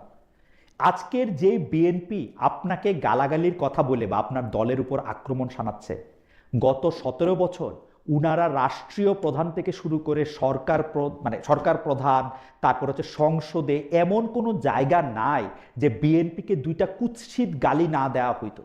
বিএনপিকে দুইটা কুৎসিত গালি না দিয়ে মনে হয় জল স্পর্শ করার নিয়ম ছিল না বাংলাদেশে। সেই সময় কিন্তু বিএনপি ওগুলিকে গালি হিসাবে দেখে নাই, তখন ওদের গায়ে অত ফোসকা পড়ে নাই, তখন ওদের অত খারাপ লাগে নাই, কিছু লাগে নাই। কিন্তু তখন লাগে না, এটা কেন? ওরা হজম করে গেছে, বিকজ ক্ষমতার মাপকাঠিতে সেই ওনার মনে হয়েছে যে এটা রাইট টাইম না, বা এটা। আজকে আপনারটার ব্যাপারে এত প্রতিক্রিয়া কেন হইতেছে? এত প্রতিক্রিয়া হইতেছে কারণ ক্ষমতার মাপকাঠিতে উনারা মনে করতেছেন এই গালির আমার জবাব, মানে গালি আমি কোট আনকোটের মধ্যে দিলাম, যেমন আমার কাছে কোনো কিছুই গালি না ভাই, আমাকে যাই বলতে পারেন, আমাকে বলেন তো আপনাদের লোকেরাই যে আমাকে কত কিছু বলতেছে, আপনার সমর্থকরাই আমাকে অনেক কিছু বলতেছে, আমি এগুলি আই ক্যান টেক ইট। আমি পাবলিক ফিগারও না, মানে আমার কোনো তো সেই অর্থে গুরুত্বও নাই। তো আপনারা পাবলিক ফিগার, পলিটিক্যাল লিডার, গালি কোনটা না সেটা আসলে ক্ষমতার মাপকাঠিতে বিবেচনা করা হয়, বুঝছেন? আপনারা এখন তো আমি খুব বিপদে আছি ভাই, আপনারা আমি আসলে এই কথাটা একটু বলতে চাইতেছিলাম। জনাব নাসিরউদ্দিন পাটোয়ারি, আমি কিন্তু এটা রেটরিক হিসেবে বলি নাই। আপনি যদি আমার এর আগের আরো 2টা শো, আপনি অনেক ব্যস্ত, তারপরে যদি দেখেন সেইখানের মধ্যেও কিন্তু আমি 100 বার 300 বার 400 বার বলছি যে না, বলার স্বাধীনতা প্রোটেক্ট করতে হবে। বলা দিয়া কোনোদিন বলা, এটা কোনো কিছু দিয়ে জাস্টিফাইড না, কোনো কিছু দিয়ে জাস্টিফাইড না। আপনি বলবেন যে না আমরা আসলে ওর বলাটা নিয়ে আমাদের কোনো কিছু নাই, এটা স্থানীয়রা করছে। আমি জিজ্ঞেস করছিলাম তাদের এক কেন্দ্রীয় নেতাকে এটা কেন্দ্রীয়ভাবে করা হয়েছে কিনা, তো উনি বলছে না কেন্দ্রীয়ভাবে করা হয় না। তো এটা না, কেন? এটা তো সত্য নয়। হ্যাঁ এটা এটা কেন্দ্র, এটা অ্যানি ভাই বক্তব্য দিয়েছিলেন, এটা পানি সম্পদ মন্ত্রী বক্তব্য দিয়েছেন। এই- আমি ওনাদের হাফ ডজন হলো মন্ত্রীর বক্তব্য দেখাইতে না পারবো কিন্তু যারা কিন্তু আমাকে আমি কিলিং যে দিন আমার উপরে অ্যাটাক করাটা তারা কিন্তু জায়েজ আমি যে উৎপাদন করেছেন পুরো কিন্তু বাংলাদেশে। কিন্তু আমি যে প্রাইম মিনিস্টার অফিস থেকে করা হচ্ছে। না আমি যেই প্রসঙ্গটা আসলে বলতেছিলাম সেই প্রসঙ্গটা হলো কি, এইটা আপনার কাছে প্রশ্ন না, এটা আপনার সঙ্গে একটা আলাপ, যে সত্যি সত্যি একটা ছেলের মানে অনেক তো গেল বাংলাদেশে, কত মানুষ কত পরিবার আর কত কিছু করবে, একটা ছেলের এটা চোখ উঠায় ফেলা হয়েছে, তার এটা রক্তাক্ত হয়েছে, তার পরপরই আপনি বলছেন যে আপনি আর কথা বলবেন না, আপনি আর কথা বলবেন না। আহ, কিন্তু আপনি কথা না বললে কি আপনার কাছে কি মনে হয় হাইন্ডসাইড, আপনি কথা না বললেও কি এই আক্রমণটা হইতো আসলে? না, আজকে তো বিভিন্ন ক্যাম্পাসে হামলা হচ্ছে, মানে ছাত্রদল ছাত্র শিবির মারামারি করতেছে, জগন্নাথের একজন নির্বাচিত একজন তো আপনার প্রতিনিধিকে কথা মারা বলার হলো। সাথে আপনার কথা বলার সাথে তো এটার কোনো সম্পর্ক নাই তাহলে মারামারিটা। মানে ওরাই তো এটাই তো বলতেছি যে আমার কথা বলার কারণে যদি অ্যাটাক করে বাংলাদেশে যায় এখন আমি তো আজকে কথা বলি না, তাহলে আজকে কেন মারামারিটা হচ্ছে? না না এর আগে যে না, মানে মানে এর আগে আপনার বাংলাদেশে যে আপনার কথা বলার সাথে আমিও কিন্তু মনে করি যে যেই রাজনীতি মাঠে বাড়তে থাকবে ক্ষমতাসীনরা তার ক্ষমতা দেখাবে। কারণ আমি বিস্তারিত ব্যাখ্যা করলাম যে অনেক গালি খাইছে, কিছু তারা তো রিয়েক্ট করে নাই, এখন রিয়েক্ট কেন করে। কিন্তু আপনি তাহলে কেন বললেন যে আপনি চুপ করে যাবেন? আমি বলছি আমি চুপ করে দেবো? ভাই আমার তো বাঁচা থাকতে হবে। আমি কি মারা যেতে চাই নাকি যে কিন্তু বিএনপির একজনের কিন্তু হাতে আপনি কিন্তু মানে আপনি আমাকে আইসা রড দিয়ে পিটায় মারা কিন্তু ফেলবে? আপনি তো এর আগেও বহুবার বলছেন যে আমাকে মারলে মাইরা ফেলো, আমি এগুলি বলবোই। আজকে কি এমন হইলো যে আপনি বললেন যে আমি চুপ করে যাব? এটা ডিরেক্ট প্রধানমন্ত্রীর অফিস থেকে করতেছে। এখন প্রধানমন্ত্রী তারেক রহমানের প্রধানমন্ত্রীর অফিস থেকে কি বলা হয়েছে আপনাকে কথা না বলতে? না, প্রধানমন্ত্রীর অফিস থেকে এই ধরনের হলো ম্যানুফ্যাকচারিং কনসেপ্ট করতেছে। আপনার ডিরেক্ট তাকে হলো প্রধানমন্ত্রী একটা লোকরা এসে নিয়োগ দিল যে নিজের প্রাইম মিনিস্টার অফিসে, সেখানে ওই ব্যক্তি তো প্রতিদিনই এটা বলে যাচ্ছে, এবং এটা তো ওই অফিসে বাংলাদেশের যে স্ট্রাকচারাল কাঠামো প্রাইম মিনিস্টার অফিসে সবচেয়ে বেশি ক্ষমতা ওই অফিসে কিভাবে কোন ফাংশন গুলো এগুলো তো আমরা জানি। তো ওই জায়গা থেকে যখন একটা ব্যক্তিকে নিয়োগ দিলে সে বারবার এটা বলে যাচ্ছে না না ওই প্রাইম ব্যক্তিকে মিনিস্টার আপনাকে ওই ব্যক্তিকে নিয়োগ দেওয়াতে আপনারা এত বেশি মনক্ষুণ্ণ হইলেন কেন? মানে এই যে কোটা আন্দোলনের প্রথম দিকে যারা ছিলেন নূর এবং রাশেদকে অসম্মান না করে, মানে খুব খারাপ কথা না বলে আপনাদের একটু ভালো লাগে না, এটার কারণটা কি আসলে? মানে আপনার বক্তৃতা আপনি কিভাবে রাশেদের নাম নেন জানেন? আমরা হলো মানে আমরা খুব কুৎসিত কোনো কিছু দেখলে যেরকম করে মুখ মানে আমি জানি না, মানে আমি যে আপনারা অনেক কিছু শুনছি, আপনি যতবার রাশেদ নামটা বলেন ততবার, আপনি না শুধু, এটা আমি কারণটা কি? আমি না আমার বলতেও চাই না। এর এটার কারণটা কি? কাহিনী আপনি আছে। আজকেও নূর সাহেবের কথা বলছেন যে হ্যাঁ, মানে এইটা কেন হইলো, মানে ওরা কি করছে? এটা এটা এটা এটা এটা হয়েছে, তারা কোনো অপরাধ করে নাই, তারা বাংলাদেশের ক্ষমতার অংশীদার হয়েছে। এবং এখানে কথা ছিল, ধরেন আমরা যখন আগে আলোচনা করতাম যে আমরা একসাথে সংস্কার বাস্তবায়ন করব বাংলাদেশে, সাকিব ভাই তো সাংবিধানিক লড়াই দীর্ঘদিন ধরে, সালাম ভাই হলো হসপিটালে মারা গেল এই সাংবিধানিক লড়াই করতে করতে, এখন ওই সালাম ভাই রক্তের উপরে দাঁড়িয়ে আজকে সাকিব ভাই প্রতিমন্ত্রী হয়েছেন। এবং আমি তো ছাত্র ফেডারেশন করছিলাম, সেখানে আমি সাংবিধানিক যে লেখাগুলা বইগুলা সবগুলোই পড়েছিলাম। আজকে কি হুট করে হইলে উনি হলো সংশোধন কমিটিতে ঢুকে যায়, সংস্কার হয় না। আপনি গত 17 বছর টকশো গুলা দেখবেন, মানুষের কথাগুলা দেখবেন, ওইখানে তো বিএনপির, আমি আর কারো নামে নিতে চাই না, কালকে তো আবার আমার মারা ফেলবে, যে ওরা কি ধরনের বক্তব্য দিয়েছে বা আর এরা কিভাবে বক্তব্য দিয়েছে, এটা তো জনগণের পক্ষে ছিল। এখন এটাতে স্পষ্টত বোঝা যায় যে ঠিক আছে আপনি কালকে একটা ভালো পোস্ট পাইলেন, ওই পোস্টে গিয়ে আপনি তার পরবর্তীতে সবকিছু লড়াই সংগ্রাম ইতিহাস বাংলাদেশের মানুষের অস্তিত্বের জায়গাটা ভুলে গেলেন, ফলত ওই জায়গাটা আপনি যদি ইলেকশনে যাওয়ার জন্য আমি একটু দর্শকদের বলি, আপনি যদি ইলেকশনে যাওয়ার জন্য 25 অক্টোবরের শেষ পর্যন্ত জামায়াতকে গালাগালি করতে থাকেন, এমনকি আপনার একটি স্ট্যাটাস আমার এখনো মনে আছে, আজকে এটা দেখি নাই সেই জন্য correct me if I am রং, আপনি কিন্তু এই আহ্বান আপনার বন্ধুদের সহকর্মী সহযোদ্ধাদের জন্য বলছিলেন কয়টা সিটের জন্য নিজেদের বেচা দিও না বা এরকম কোনো কিছু একটা, তখন কথা হচ্ছিল এনসিপি জামাতের সঙ্গে যাবে না বিএনপির সাথে যাবে, আপনি কিন্তু স্ট্যাটাস দিয়েছেন এবং দ্যাট ইজ আপনি দিছেন কিনা আমি আজকে দেখি নাই, কারণ হচ্ছে যে আপনার এত ওই আজকে খুঁজে দেখতে হয় না, আজকে অনেক কিছু দেখছি, এটা দেখি না, এটা স্মৃতি থেকে বললাম, correct me if I am রং। আচ্ছা, এটা হলো এটা আমি না, এটা হলো নাহিদ ইসলাম স্ট্যাটাসটা দিয়েছিলাম, স্ট্যাটাসটা আমি বলেছিলাম, আপনি বলেছিলেন আমি তো মরিয়া প্রমাণ, হ্যাঁ আমি মরিয়া প্রমাণ করিলাম, আমি যদি আজকে এমপি হইতাম তাহলে আপনি বলতে পারতেন, তাহলে সেখানে গিয়ে ওইখানে তো 80 জনের প্লাস 80 জন এমপি আছে, তাহলে আপনি বলতে পারতেন যে ঠিক আছে ওইটাই আমার স্ট্রাগলটা ছিল, এটাই দেখেন আমি বলেছিলাম, এটা একটু আগে আপনাকে বলেছিলাম সংস্কারের জন্য আমাদের সেই এনসিপির একটা যদি একটা সক্ষমতা একার জায়গা থাকতো, এটা আমি ইলেকশনটা আমরা একাই করতে পারতাম। আপনি হিস্ট্রিটা ঘেটে দেখবেন, পুরো বাংলাদেশে আমি কিন্তু প্রার্থী আহ্বান করেছিলাম, আমি ওইটার নেতৃত্ব দিয়েছিলাম, মানুষের কাছে গিয়েছিলাম, কথা বলেছিলাম। ওই মানুষগুলো তো এখন এসে আমাকে ধরে, তাহলে আমি কেন ওই কাজটা করতে যাব? আমি যদি জানতাম আমি জামায়াতের সাথে হলো চলে যাব বা ওই জোটে থেকে, আমি সর্বোচ্চ চেষ্টাটা করেছি এবং আমার যতটুকু সক্ষমতা ছিল। বাট আপনার কাছে যখন পরে বিরোধ অফারটা সরকারও বেটার ছিল, ছিল, ইউ গট বেটার অফার দেন। না আমার তো অফার বেটার হলো, যদি আমি এমপি হইতাম তাহলে আপনি বলতে পারতেন আজকে যে আমার কাছে অফারটা বেটার না, ছিল। কিন্তু আমি ইলেকশনের সময় ঢাকা ছিলাম, আমি ইলেকশনের সময় ঢাকা ছিলাম না, but আমি মানে ভোট কেন্দ্রে গিয়ে আমি কি শুনছি আমি আপনাকে বলি। ভোট কেন্দ্রে গিয়ে কিন্তু শুনছি যে নাহিদ ফেল করছে, নাসির পাস করছে। আমি কথাটা শেষ করতে কথাটা শেষ করি। পরে আমি এটা শুনছি ফলালটা নাকি উল্টায় দেওয়া হয়েছে। আমি এর কোনোটাই আমার বিশ্বাস অবিশ্বাসের জায়গা থেকে আমি বলতেছি না, আমি বলতেছি এটা তো হইতেই পারতো যদি এটা ইঞ্জিনিয়ার্ড ইলেকশন হয়, যেটা আপনি সবসময় মিন করেন, যেটা মিন করেন মামুনুল হক নিজেও। মামুনুল হককে আমি ইন্টারভিউ করছি, মামুনুল হক সরাসরি বলছে, আপনি আমার ইন্টারভিউটা দেখেন, মামুনুল হক বলছে। এবং মামুনুল হকের ফেল করা নিয়ে যে আপনারা মানে অর্থাৎ আপনারা জোটের পক্ষ থেকে যে অনেক বেশি উচ্চবাচ্য করেন না, ওইটারও উনি প্রশ্ন তুলছে একদম। আপনি দেখেন আমার ইন্টারভিউ দিতে। তো আমি তো যদি এটা ইঞ্জিনিয়ার্ড হয় তাহলে ইঞ্জিনিয়ারিংটা তো আপনাদের সবাইরই নেওয়া হয়েছে। আমার পয়েন্ট হচ্ছে এইটা। আমি দেখেন, কোনো ব্যক্তির ইঞ্জিনিয়ারিং শব্দটা আমি কোনো ব্যক্তির সাথে জুড়তে চাই না, আমি সামগ্রিক আলোচনাটাই। আচ্ছা ঠিক আছে, আপনার প্রিয় ওয়াকার সাহেব নিয়ে আসি। ওয়াকার সাহেব যারা বসাইছে সেটা তো উনি পিক এন্ড চিজ করে বসাইছে, তাই না? যেমন নাসির সাহেবকে ওনার পছন্দ না, নাসির সাহেব বলছে আর্মির বুদ্ধি থাকে হাঁটুতে, ওর কোনো বুদ্ধি শুদ্ধিই নাই, তো আপনার কেন বসাবেন? আপনি তো শত্রু না। আমি আমি আমি কথাটা আবার বলেছিলাম যে এই জন্যই বলেছিলাম যে আমি বিভিন্ন দেশের যারা আর্মি পার্সন আছে অথবা বিভিন্ন দেশে যাই, তো তাদের সাথে তো আমাদের ইন্টারাকশন হয়, অথবা তাদের বিশ্ব অনেক এগিয়ে গিয়েছে। আমরা শুধু হলো কতটুকু সৈন্য নিয়োগ দিবে এটাতে চিন্তা করি আমরা। যে আমি ওইটাতে গুরুত্ব দিতে চাইছিলাম যে আমাদের এখন ওয়ারফেয়ার যেটা, এটা চলে এসেছে ব্রেইনে, অর্থাৎ আপনি ইন্টেলেকচুয়াল ওয়ারফেয়ার চলে এসেছে এখন।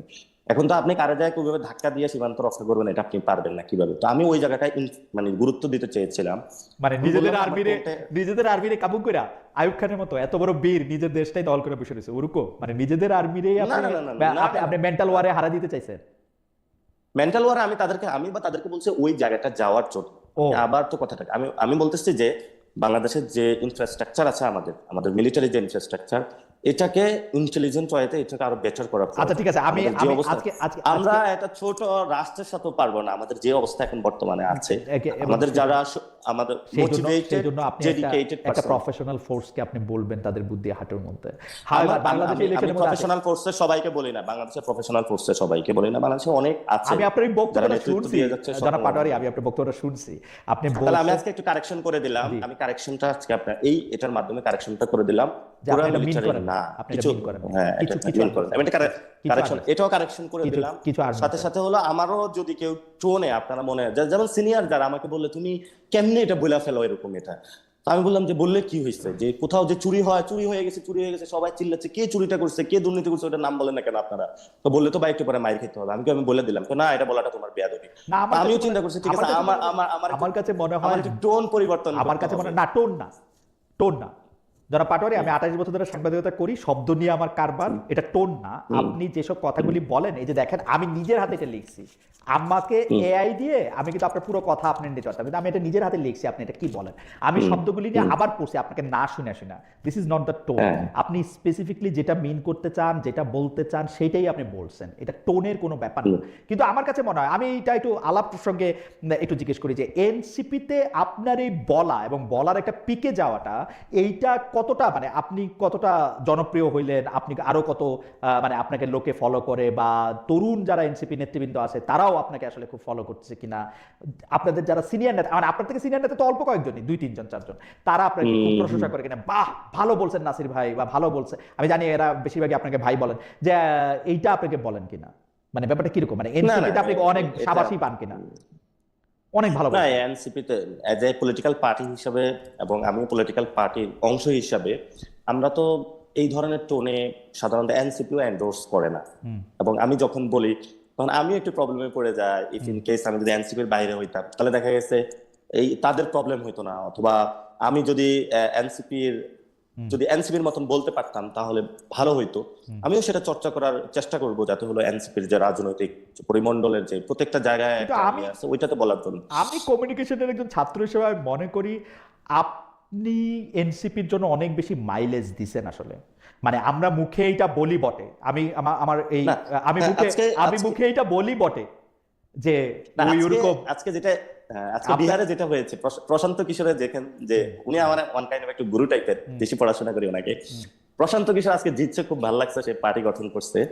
প্রশান্ত কিশোরের লাস্ট ইলেকশনে কমিউনিকেশন ছিল যে বিহারের শিক্ষা নাই, বিদ্যুৎ নাই, কোনো কিছু নাই, হোল একটা আসন উনি পান নাই। ফুল কমিউনিকেশন ছিল হলো সুপার কমিউনিকেশন, উনি তো communication master mind in the Indian history.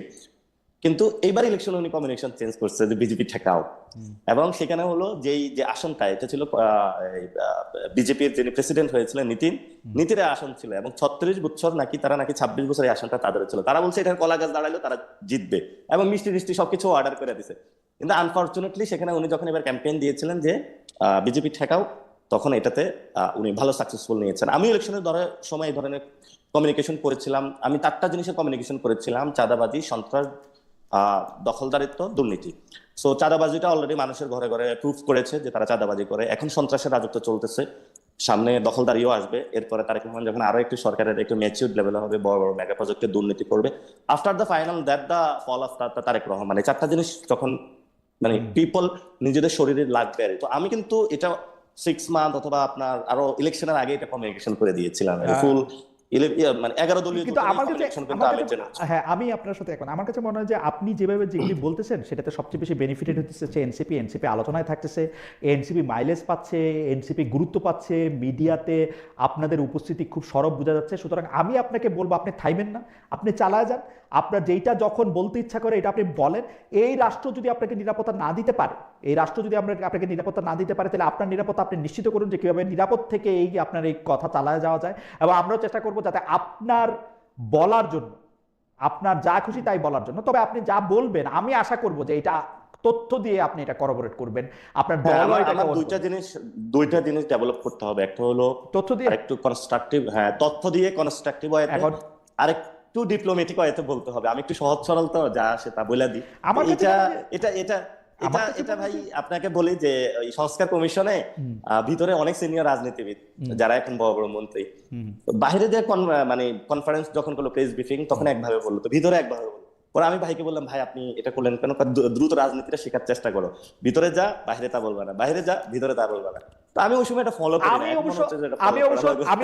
আমি অবশ্য জাস্ট বয়সে আপনার কিছুদিন বড়, এবং আমরা একই বিশ্ববিদ্যালয়ে পড়াশোনা করছি, সেই অধিকারের দাবিতে আমি আপনার বলতে পারি যে আপনার যদি আপনার মানে মানে নিজস্বতাটাই হচ্ছে আপনার রাজনীতি, তো আমার শুধু অনুরোধ থাকবে হচ্ছে যে আরেকজনের সম্পর্কে কোনো কিছু বলার আগে একটু শুধু নিশ্চিত হয়ে নেওয়া যে এটাতে আমি স্ট্যান্ড করতে পারবো কিনা। বাকি সবকিছু আপনি যা ইচ্ছা তাই বলতে পারেন। আপনার দর্শকরা বা আপনার সমর্থকরা আমাকে যেভাবে বকাবকি বা গালাগালি করে, বা আপনি নিজেও আমাকে যদি কোনো খারাপ কথা কখনো কোনোভাবে বলতে চান বা করেন, সেটা আমি হবো হচ্ছে আপনার সবচেয়ে বড় সমর্থক। আমাকেও আর কি, মানে মানুষ তো নিজের সবচেয়ে বেশি পছন্দ করে, আমাকে আর বাকিদের কথা তো আমি বলবো না। আমাকে যে বাকিদের কোনো কথা তো ধরনের বলবো কারেকশন না ভাই, দিলে বাকিদের বা কথা তো আমি অ্যাডভাইস বললামই না। দিলে, আমি শুধু আপনাকে একটা কথাই শুধু বলতে চাই যে সত্য সত্য সত্য, সত্যের কোনো মানে মানে মানে এইটার কোনো এবং আপনার পরীক্ষা করা সত্য, মানে সত্য যে আপনার জন্য এটা বিশ্বাস করা কমফোর্টেবল সেজন্য এটা সত্য, এরকম নাও হইতে পারে।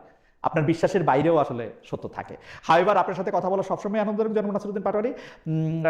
একা একা কথা বলার কারণে হয়তো আপনাকেই অনেকগুলি প্রশ্ন করতে হইলো। আমরা যদি পারতাম যে আপনার সঙ্গে যদি অনেকে বলতেছিলেন যে আপনারা যারা প্রতিপক্ষ আছেন তাদের কাউকে রাখতে পারলে নিশ্চয়ই আরো ভালো হইতো, কিন্তু আমি সেটা চাই নাই। আমার কাছে মনে হয় নাই যে, বা আপনার কাছেও এটা খুব বেশি কমফোর্টেবল হইতো না হয়তো, মানে আমরা একটা ওতর চাপানের মধ্যে এটা মানে দেখতে সেটা মানে হয়তো সেটা আমিও আমি আপনাদের গেস্ট লিস্টে যে তালিকা পেয়েছিলাম, ওইখানে দেখা গেছে যারা বিএনপি নীতি নির্ধারণী বা কিছু জানে না, তো ওনার সাথে বসে আমি কি বলবো, তো সেই জায়গাটা আমি কিছু বলেছিলাম। জানা এখন যারা কিছু আছেন জানা লোককেও তো আবার পাওয়া খুব মুশকিল, ওনারা সবাই তো তো আসে না সবাই তো টকশোতে, সবাই- ফেস করতে চায় না। হ্যাঁ হ্যাঁ, আমি দেখা গেছে এইটা যে এটা খুবই আমি যে ইন্টারেস্টিং পথে ব্যাপার, হাঁটি, ইন্টারেস্টিং ব্যাপার যে তারা আসলে এখন ধরবো যে একটু আমি একদিকে গেলে দেখা গেছে তারা অন্যদিকে চলে যায়। আমাকে আজকে আপনি বলে যে আসবেন ভাই দেখে, একটু দাঁড়ান, আপনি শুনুন। আসবেন দেখে হ্যাঁ। আজকে আমাদের অনেক দর্শক এটা বলছেন যে খালেদ ভাই প্লিজ ইয়াকে নিয়ে আসেন, স্বরাষ্ট্রমন্ত্রীকে নিয়ে আসেন। ভাই স্বরাষ্ট্রমন্ত্রী মহোদয় কি বলবো, আরো 30টা বিশেষণ দিছি, ধরে রাখেন সালাউদ্দিন ভাই, হ্যাঁ আরো 30টা। এই নিউ ইয়র্কে হ্যাঁ। আসছে আমার ফোন, উনি তো নাই, উনার যে কি বলে, আচ্ছা যাই হোক, উনার কিছু একটা উনিও ধরে নাই। এখন আমি আমার কথা বলে রাখি, আমার ফোন কেউ না ধরলে আমার কিন্তু আমি মানে এটা আমি পার্সোনালি নেই, ভাই ফোন ধরে বল যে এই জন্য আসবি না, আসবো আসবো যে আমি ব্যস্ত বা আমি পারবো না। ফোন ধরে নাই, ইগনোর। এবং সেই ইগনোর মানে সেই ইগনোর করা কিন্তু বিএনপির অনেকের কাছে, আমাদের দর্শকদের মধ্যে আমি অনেকেই বুঝি যে হ্যাঁ ওনারা চাইতেছেন, ওনারা চাইতেছেন, ওনারা চাইতেছেন, বাট মানে যাই হোক, জনাব নাসিরউদ্দিন পাটোয়ারি আপনাকে অনেক ধন্যবাদ। আমাদের দর্শকরাও ঠিক আছে। আপনার সাথে অনেকে সালাউদ্দিনের ছেলে কিন্তু বড় বড় মেগা প্রজেক্টের দুর্নীতি শেয়ার আমার নিচ্ছে, কাছে আমরা আমার আশা কাছে করি যে আরেকটা ইনভেস্টিগেশন আরেকটা করবে। আরেকটা হ্যাঁ অবশ্যই আরেকটা ছোট কথা আমি একটু মানে আরেকটু ছোট কথা ছোট মুখেই বলি আর কি। একটা নাম ধরে ডাকলে মানে কারো ফার্স্ট নেম ধরে ডাকলে এটা একটু অসম্মানের মতো লাগে। আপনি পুরোপুরি সালাউদ্দিন আহমেদ বলেন, ইট সাউন্ডস গুড আর কি, যে এটা একটা আচ্ছা, এটা একটা সাজেশন। জনাব সালাউদ্দিন, জি, জনাব জি। জনাব নাও বললেন আপনি, যেমন আপনাকে কিন্তু আমি জনাব পাটোয়ারি বা জনাব নাসিরউদ্দিন পাটোয়ারি ছাড়া কোনো কিছু বলা আমার কানে লাগে আর কি। জাস্ট হ্যাঁ, বলার জন্য এটা আমাকে একজনে জাস্ট বলার কারেকশন জন্য দিয়েছিল। জাস্ট বলার জি, জন্য এটা কারেকশন দিয়েছিল, এটা ভালো জিনিস। হ্যাঁ, আমি Just এটা বলার এখন জন্য থেকে এটা বলবো, সালাউদ্দিন সাহেব এভাবে